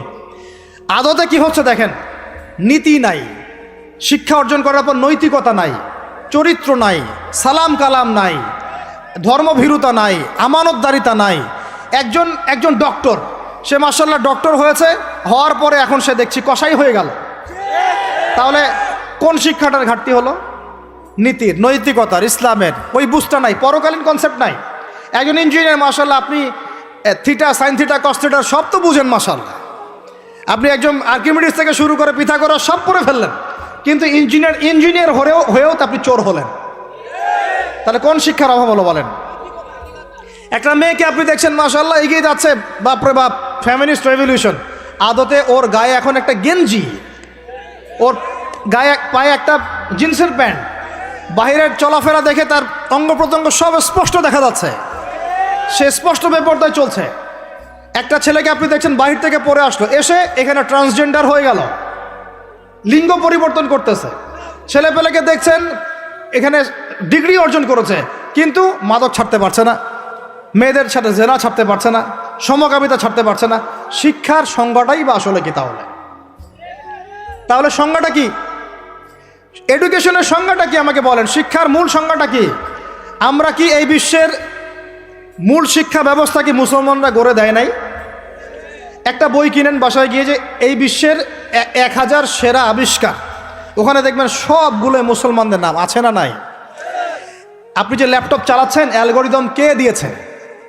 হিন্দু ভাইরা দিয়েছে? খ্রিস্টান ভাইরা দিয়েছে? আমি বোঝানোর জন্য ভাই বলছি, বৌদ্ধ ভাইরা দিয়েছে? ইহুদিরা দিয়েছে? এরা দেয় নাই। কারা দিয়েছে? মুসলিমরা দিয়েছে। আপনি যে মেডিকেল সায়েন্সের কথা বলছেন, মূল জিনিসটা কে দিয়েছে? মুসলিমরা দিয়েছে। রক্ত সংবহন তন্ত্র কারা আবিষ্কার করেছে? মুসলিমরা। আপনি জাবের ইবনে হাইয়ানকে ছাড়া আপনি কেমিস্ট্রি পড়াতে পারবেন না। ইবনে রুশদ, ইবনে সিনাকে ছাড়া আপনি মেডিকেল সায়েন্স আগাতে পারবেন না। আপনি ইবনে রুশদ ছাড়া এই যে আমরা পাটিগণিত, বীজগণিত, জ্যামিতি, ত্রিকোণমিতি, পরিমিতি করে আপনি করতে পারবেন না। আমরা তো জেনারেল লাইন পড়েছি, আমাদের সাথে বসেন, এগুলো হয়তো সবাই আপনাকে বোঝাতে পারবে না। মূল জ্যোতির্বিদ্যায় যাচ্ছেন, আপনি অ্যাস্ট্রোনমিতে যাচ্ছেন, অনেক কিছু করছেন, আপনি মুসলিমদেরকে ছাড়া এক পা আগাতে পারবেন না। মূল ভিত্তিটা গড়ে দিয়েছে কারা? উমাইয়ারা, আব্বাসীয়রা, সেলজুকরা, উসমানীয়রা এবং 4 খলিফার সময়।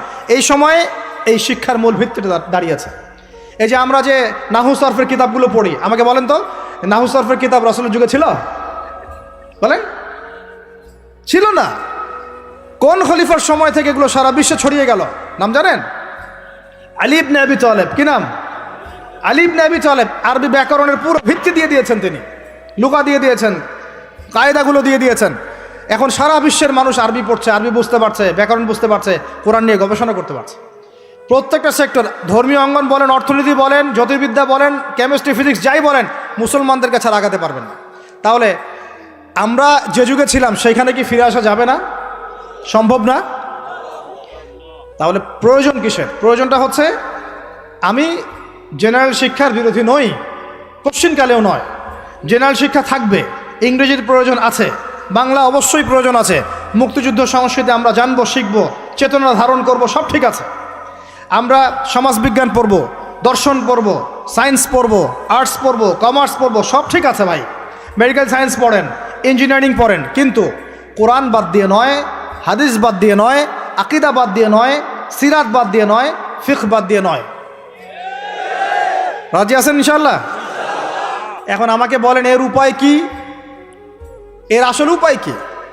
এখন এটা কি আপনি চাইলেই প্রতিষ্ঠা করতে পারবেন? আমার ক্ষুদ্র জ্ঞানে আমার কাছে 3টা উপায় মনে হয়। কয়টা উপায় ভাই? এক নম্বরটাই সবচেয়ে সেরা উপায় এবং সবচেয়ে কঠিন উপায় এবং একই সাথে সবচেয়ে ইফেক্টিভ উপায়। এটা যদি করা যায় তাহলে আর 2-3-এর প্রয়োজন হবে না। সেটা হলো, জাস্ট যদি আমাদের ঊর্ধ্বতন কর্তৃপক্ষ, আমাদের শিক্ষা মন্ত্রণালয়, আমাদের গভর্নমেন্ট, আমাদের প্রশাসন, আমাদের সরকার, তারা যদি একটা টেবিলে বসে ওলামায়ে কেরামদেরকে নিয়ে বসে, প্রতিভাবান ইয়াংদেরকে নিয়েও বসে, শিক্ষা নিয়ে যাদের অবদান আছে তাদেরকে নিয়ে বসে যদি একটা শিক্ষানীতি প্রণয়ন করে, যে না, আমাদের দেশটা মুসলিম কান্ট্রি, বেশিরভাগ মানুষই মুসলমান জনগণ, মুসলমান যুবক, মুসলমান যুবতী, মুসলমান শিশু কিশোর বেশিরভাগই মুসলিম, অ্যাজ এ ডেমোক্রেটিক সিস্টেম এখানে বেশিরভাগই মুসলিম, তাহলে তাদের স্বার্থ বিবেচনা করে আমরা একটা শিক্ষানীতি প্রণয়ন করি না কেন? একটা শিক্ষানীতি প্রণয়ন করি যেখানে প্লে গ্রুপ থেকে শুরু করে মাস্টার্স পর্যন্ত আমরা মাশাআল্লাহ 2টা শিক্ষাকে সমন্বয় করে দেবো ইনশাআল্লাহ। এই সমন্বয়টা করলে আমার ছেলে, বললাম তো, 2 দিকেই ইনশাআল্লাহ এক্সপার্ট হবে। আমাদেরকে আলাদা করে কোনো প্রতিষ্ঠান খুলতেও হবে না। এটা কি করা যায় না? এটা যদি করা যায় তাহলে আমাদেরকে আলাদা করে কোনো মাদ্রাসাও খুলতে হচ্ছে না এখন, বরং যা আছে এটা দিয়ে যথেষ্ট, যা আছে এটা দিয়ে যথেষ্ট। আর সুন্দর নীতি থাকবে, সিলেবাস করে দেওয়া হবে, দেখবেন সবাই একই ভাষায় কথা বলছে, একই শিক্ষা শিক্ষিত হচ্ছে। একটা লেভেল পর্যন্ত অ্যাটলিস্ট মানুষ নৈতিক শিক্ষা পাবে, ইসলামী শিক্ষা পাবে। পরবর্তীতে গিয়ে ফ্যাকাল্টি আলাদা হয়ে যাবে, তারা কেউ ইঞ্জিনিয়ার, কেউ ডক্টর, ইত্যাদি ইত্যাদি হতে পারে। এটা যদি আমাকে বলেন, আমাকে 5টা বছর সময় দেন, 5 বছর সময় দেন, যদি মূল্যায়ন করেন। আমি ইউসুফ আলাইহিস সালামের মতো বলতে বাধ্য হচ্ছি এখন, কারণ আমি এটা দেখে অনেক ব্যথিত হচ্ছি। কেউ বলুক না বলুক, আমি কোনো দলের পক্ষ থেকে বলছি না, কোনো মতের পক্ষ থেকে না, কোনো রাজনৈতিক ব্যক্তিবর্গের পক্ষ থেকেও নয়। আমি আমার ব্যক্তিগত ব্যক্তি স্বার্থের পক্ষ থেকে বলছি, আমাকে 5টা বছর সময় দেন, ইনশাল্লাহ এটা আমি করে দিতে পারবো ইনশাল্লাহ। জাস্ট আমাকে একটা সমৃদ্ধ লাইব্রেরি দেন, বসার জায়গা দেন, কাজ করার জায়গা দেন, স্বাধীনতা দেন, ইনশাল্লাহ আমি করে দেই। তারপরে আপনারা চেক করেন, যদি মনে হয় হ্যাঁ দেয়া যায় তাহলে দেন, না হলে আমারটা ছুঁড়ে ফেলে দিন ইনশাল্লাহ। পরে প্রয়োজনে ওটা আমি একা একা আমার একটা ইউনিভার্সিটি বানাই, সেখানে পড়াবো ইনশাল্লাহ। এটা 1 নাম্বার অপশন।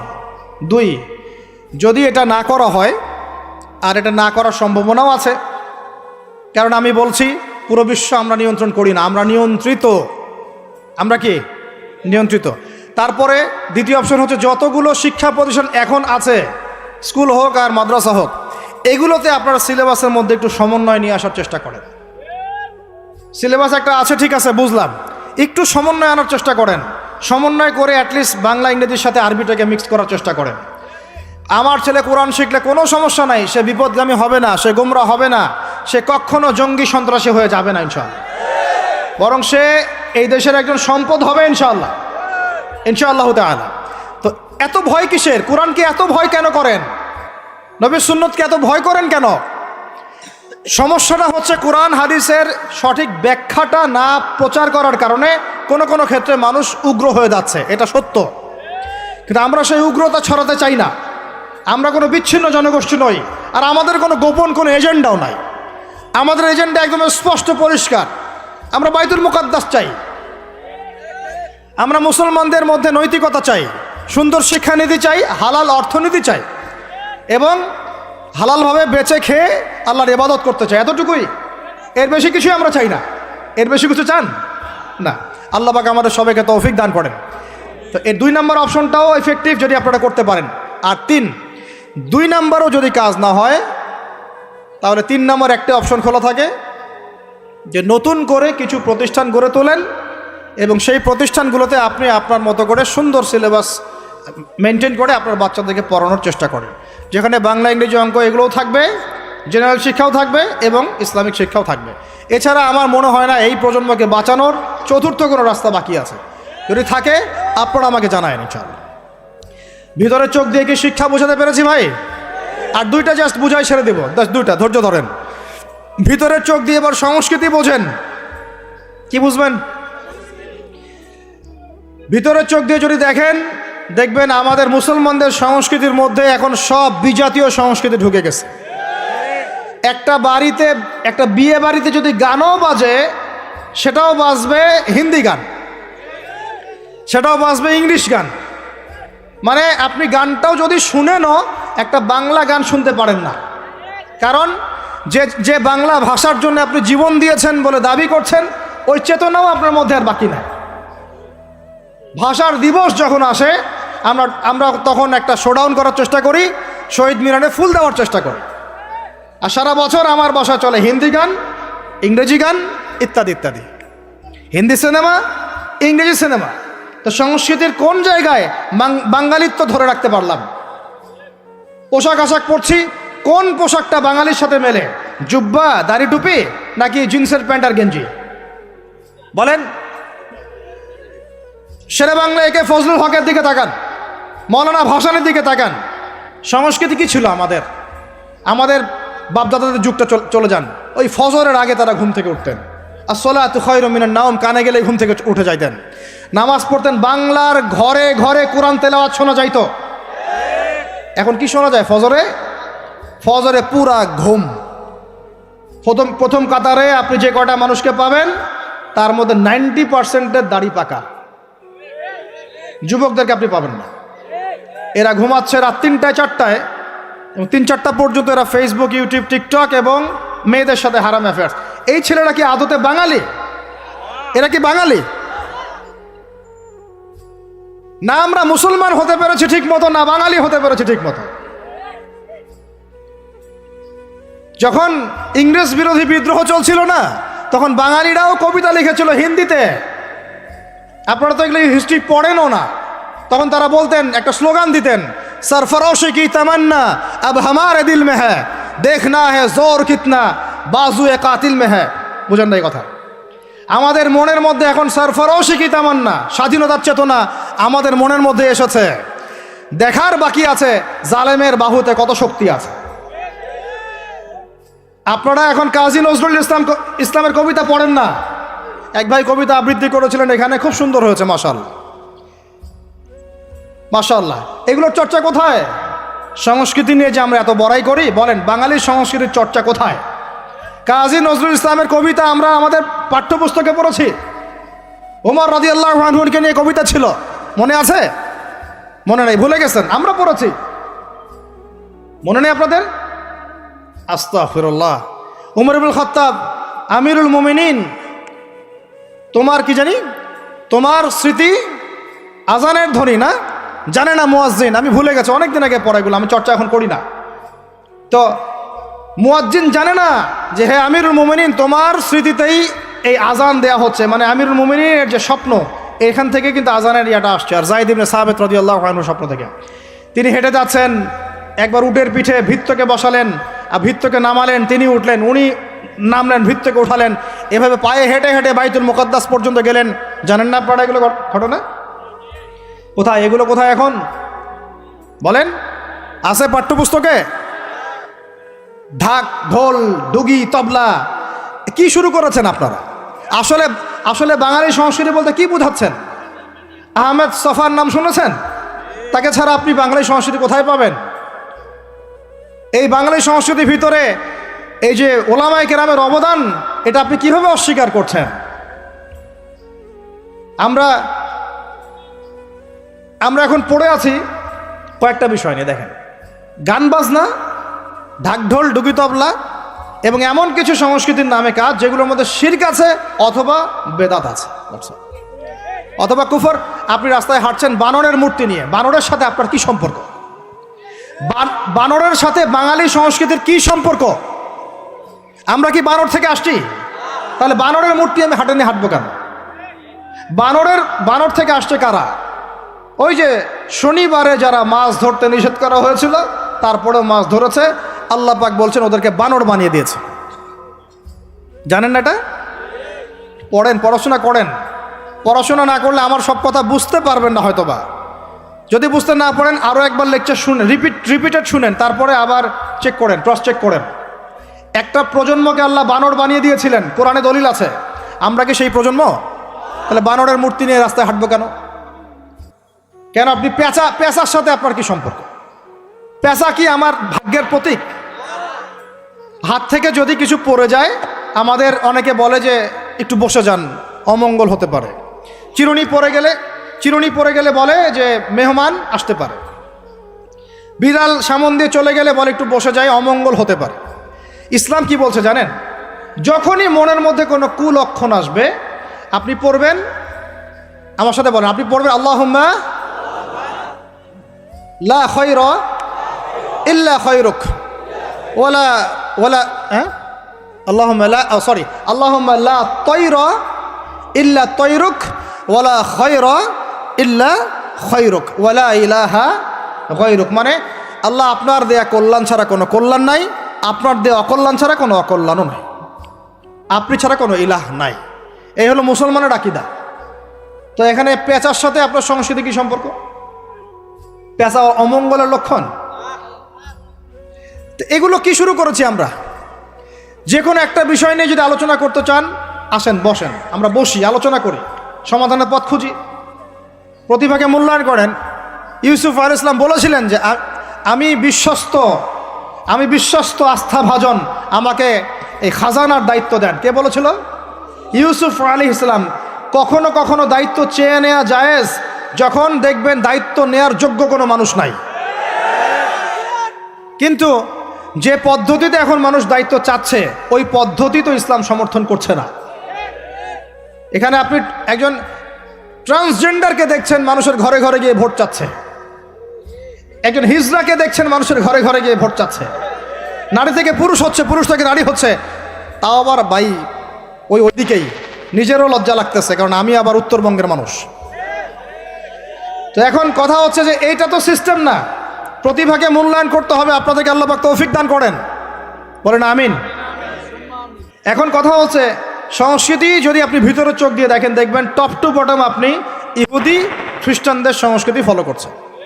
আপনার খাওয়া, আপনার রুচি, আপনার অভ্যাস, আপনার পছন্দ, আপনার বিয়ের অনুষ্ঠান, আপনার জন্মদিন, আপনার মায়ের ওই কী বার্ষিকী, বাবার ওই বার্ষিকী, যা যা করতেছেন সব কিছু কার অনুসরণ করতেছেন আপনারা?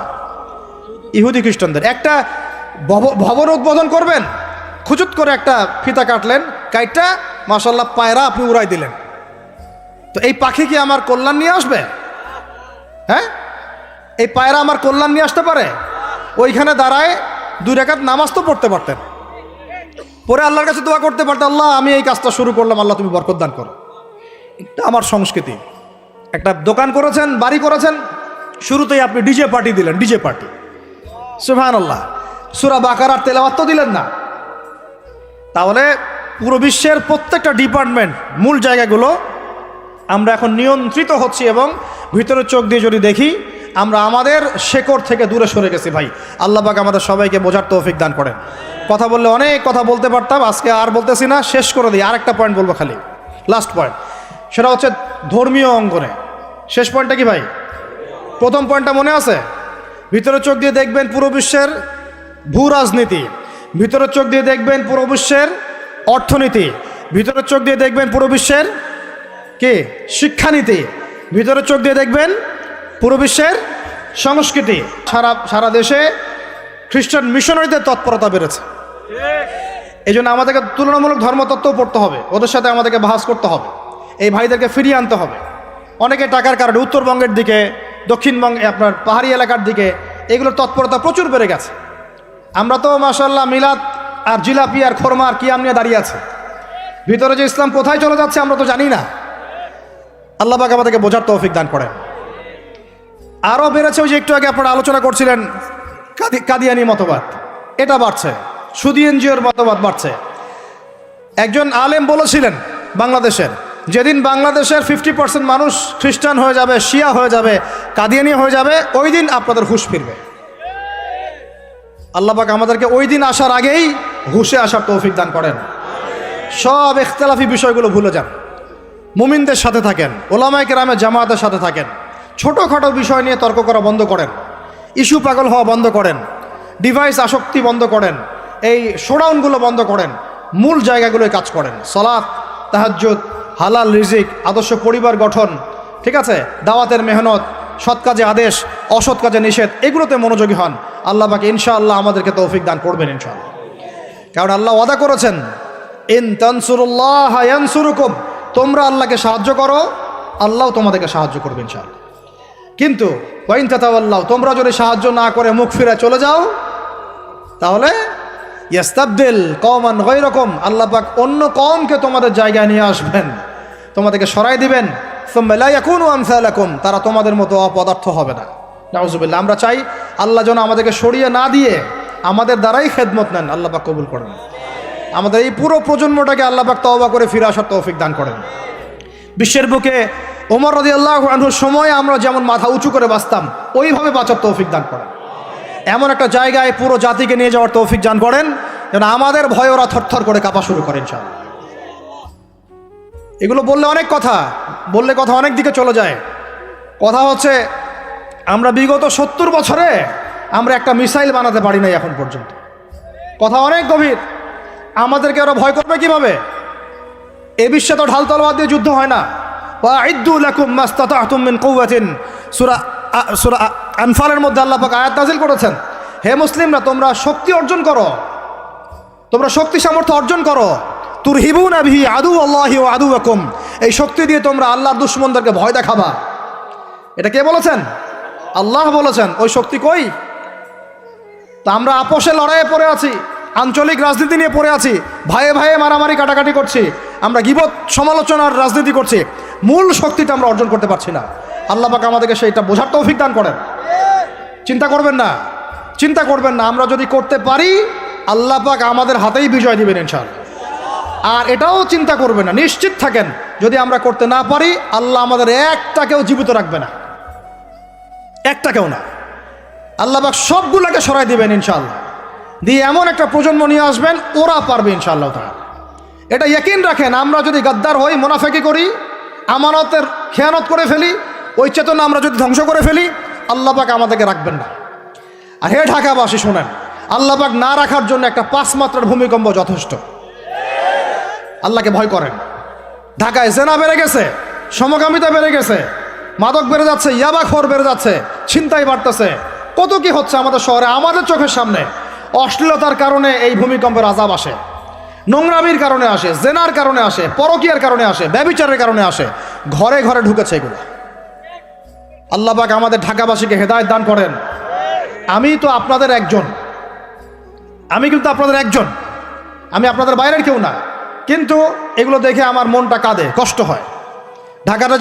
ঢাকা যেমন মসজিদের শহর, এই মসজিদের শহরের মধ্যে এরকম অন্যায় অবিচার ঘরে ঘরে কেমন করে ছড়িয়ে পড়ল, কেমন করে? একটা অপরাধ হয়েছে আমাদের, অপরাধটা হচ্ছে আমরা সৎ কাজে আদেশ করেছি, অসৎ কাজে সমানভাবে নিষেধ করি নাই। সৎ কাজে আদেশের সাথে এখন থেকে অসৎ কাজে নিষেধও করবেন। আল্লাহ পাক তৌফিক দান করেন। আল্লাহ পাক এই জজবা চেতনা আপনাদের সবার মধ্যে দান করেন, আমিন। আইন হাতে তুলে নেবেন না, কিন্তু অন্যায়ের প্রতিবাদ করবেন। অন্যায়ের কি করবেন? প্রতিবাদ করবেন। শেষ পয়েন্টটা বলি, ধর্মীয় অবস্থাটা কি? ভিতরে চোখ দিয়ে দেখেন।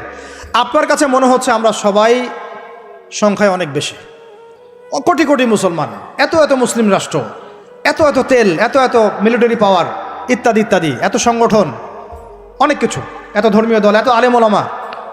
বাস্তবিক অর্থে ভিতরের চোখ দিয়ে যদি আপনি দেখেন, দেখবেন যে আমরা সংখ্যায় বেশি হওয়ার সত্ত্বেও আপোষে অসংখ্য দলে বিভক্ত হয়ে গেছে। যতক্ষণ পর্যন্ত আমরা ইউনাইটেড হচ্ছি না, ধর্মতাত্ত্বিকভাবে একটা জায়গায় আসছি না, একটা জামাআ ফর্ম করছি না, একটা ইমারা কায়েম করছি না, এবং আমাদের মধ্যে একজন আমিরুল মুমিনিন নির্ধারণ করছি না, ততক্ষণ পর্যন্ত আপনি আল্লাহর রাস্তায় দিন ইকামত করতে পারবেন না। এটা আমাদের মূল সমস্যা, মূল গোড়ার সমস্যা। আর এই সমস্যাটাকে আম জনগণ কোনোভাবে উস্কে দিবেন না। আপনারা ওলামায়ে কেরামদের মধ্যে বিভক্তি বাড়াই দিবেন না, উস্কে দিবেন না, অনলাইন গরম করবেন না, চুপ করে থাকবেন। কিছু বলার যদি না থাকে চুপ করে থাকেন, তা বলার দরকার নাই। ওলামায়ে কেরামদেরকে একটা জায়গায় বসতে দেন। তারা যদি একটা জায়গায় বসে, একটা টেবিলে বসে, একে অপরের সাথে মোয়ানাকা করে, চা খায়, সালাম বিনিময় করে, ইনশাআল্লাহ দেখবেন ঐক্য হয়ে গেছে ইনশাআল্লাহ। এবং ওলামায়ে কেরামরা যখন আমাদের রাজনীতিবিদদের সাথে থাকবেন, একটা ঐক্যবদ্ধ শক্তি হবে, তখন দেখবেন রাষ্ট্র, অর্থনীতি, রাজনীতি এবং ধর্মতাত্ত্বিক সব দিক দিয়ে এগিয়ে যাবে ইনশাআল্লাহ। এই জিনিসটার ঘাটতি আছে আমাদের মধ্যে। আমরা অনেক সময় মনে করি ও পলিটিশিয়ানের সাথে আমার চলার দরকার নেই, ও তাগুত, ও কাফের, ও মোশরেক, ও এটা ওইটা। দেখেন, নবী করিম সাল্লাল্লাহু আলাইহি ওয়াসাল্লামকে সবচেয়ে বেশি সাপোর্ট করেছেন তার চাচা আবু তালেব। আবু তালেব মুসলমান হননি শেষ পর্যন্ত। তার বাসাতে তিনি থেকেছেন, বড় হয়েছেন, ব্যবসা করেছেন, চাচাকে কালিমা পড়াতে পারেন নাই, দ্বীনের পথে আনতে পারেন নাই। তাই বলে কি তিনি চাচার সঙ্গ ছেড়ে দিয়েছিলেন? আমরা সবাই নিজেকে আলাদা বিভক্ত মনে করি। নসিহতের মধ্য দিয়ে, সদুপদেশের মধ্য দিয়ে, একটা ভ্রাতৃত্বের বন্ধনের মধ্য দিয়ে। সবাই তো আর খারাপ করে ভাই, সবাই কি খারাপ? এখানে অনেক অসংখ্য ভালো মানুষ আছেন, প্রত্যেকটা সেক্টরে আছে। আপনার আমার চেয়ে বেশি ইমানদার আছে, আপনি জানেন না। প্রত্যেক ডিপার্টমেন্টে আপনার আমার চেয়ে বড় বড় ইমানদাররা আছে, কিন্তু পরিবেশ পরিস্থিতির কারণে হয়তোবা তারা তাদের ইমানটাকে জাহির করতে পারছে না। আমরা উগ্র হব না, তাদের প্রতি আমরা নসিহত করব, নরম হব, সবর করব, দাওয়াত দিব, এবং তাদেরকেও আমরা আমাদের একটা প্ল্যাটফর্মে আনার চেষ্টা করবো ইনশাআল্লাহ। এভাবে যখন আস্তে আস্তে মেহনতগুলো বাড়তে থাকবে, 10টা বছর দেখেন, 10টা বছর পরে দেখবেন চিত্র পাল্টে গেছে ইনশাআল্লাহ। তবে এই দায়িত্বটা কোনো বক্তার একার নয়, কোনো আলেমের একার নয়, কোনো এমপি সাহেবের একার নয়, মন্ত্রী সাহেবের একার নয়, কোনো সরকার প্রধানের একার নয়। এখানে আপনার আমার সবার ভূমিকা আছে। সবাই যার যার জায়গা থেকে যদি আমরা ভূমিকা পালন করতে ব্যর্থ হই, এগুলো স্বপ্ন থেকে যাবে, কোনোদিন বাস্তবায়ন করতে পারবেন না। সবাই যার যার জায়গা থেকে কাজ যদি ঠিকমতো করি, ইনশাআল্লাহ দেখবেন আমরা ওই সোনার বাংলা ঠিকই গঠন করবো ইনশাআল্লাহ। আল্লাহ পাক আমাদের সবাইকে ধর্মীয় অঙ্গনের ভেদাভেদটাকে দূর করার তৌফিক দান করেন।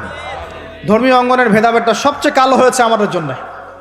ধার্মিকরা যদি একটা জায়গায় থাকতেন, তারা যদি সমাজের মধ্যে এরকম বিভিন্ন দলে দলে বিভক্ত হয়ে আলাদা আলাদা হয়ে না যেতেন, তাহলে দেখতেন আজকে থেকে 40 বছর আগেই বাংলার জমিনে দিন কায়েম হয়ে যেত। আল্লাহ রাব্বুল আলামিন আমাদেরকে ভিতরের চোখ জাগ্রত করার তৌফিক দান করেন। আর যারা স্পষ্ট মুশরিক, স্পষ্ট শিরিক করছে, স্পষ্ট বেদাতি এবং স্পষ্ট মুনাফিক, যারা জালেমের পক্ষ নেয়, ওদের সাথে ঐক্যের কোনো দরকার নাই। ওদেরকে ছাড়াই আমরা চলবো ইনশাল্লাহ। সময়ে ওদেরকে মিটিয়ে ফেলবে ইনশাল্লাহ। সময়ের স্রোতে ওরা ধুলার মতো উড়ে যাবে ইনশাল্লাহ, কিচ্ছু করতে পারবে না ইনশাল্লাহ। কারণ মুনাফিকদের সাথে ঐক্য হয় না। মুনাফিকদের সাথে কি ঐক্য হয়? মুনাফিকদের সাথে ঐক্য হয় না, মুশরিকদের সাথে ঐক্য হয় না। এবং যারা পাক্কা মুশরিক, পাক্কা বেদাতি, তাদের সাথে কিন্তু ঐক্য হয় না।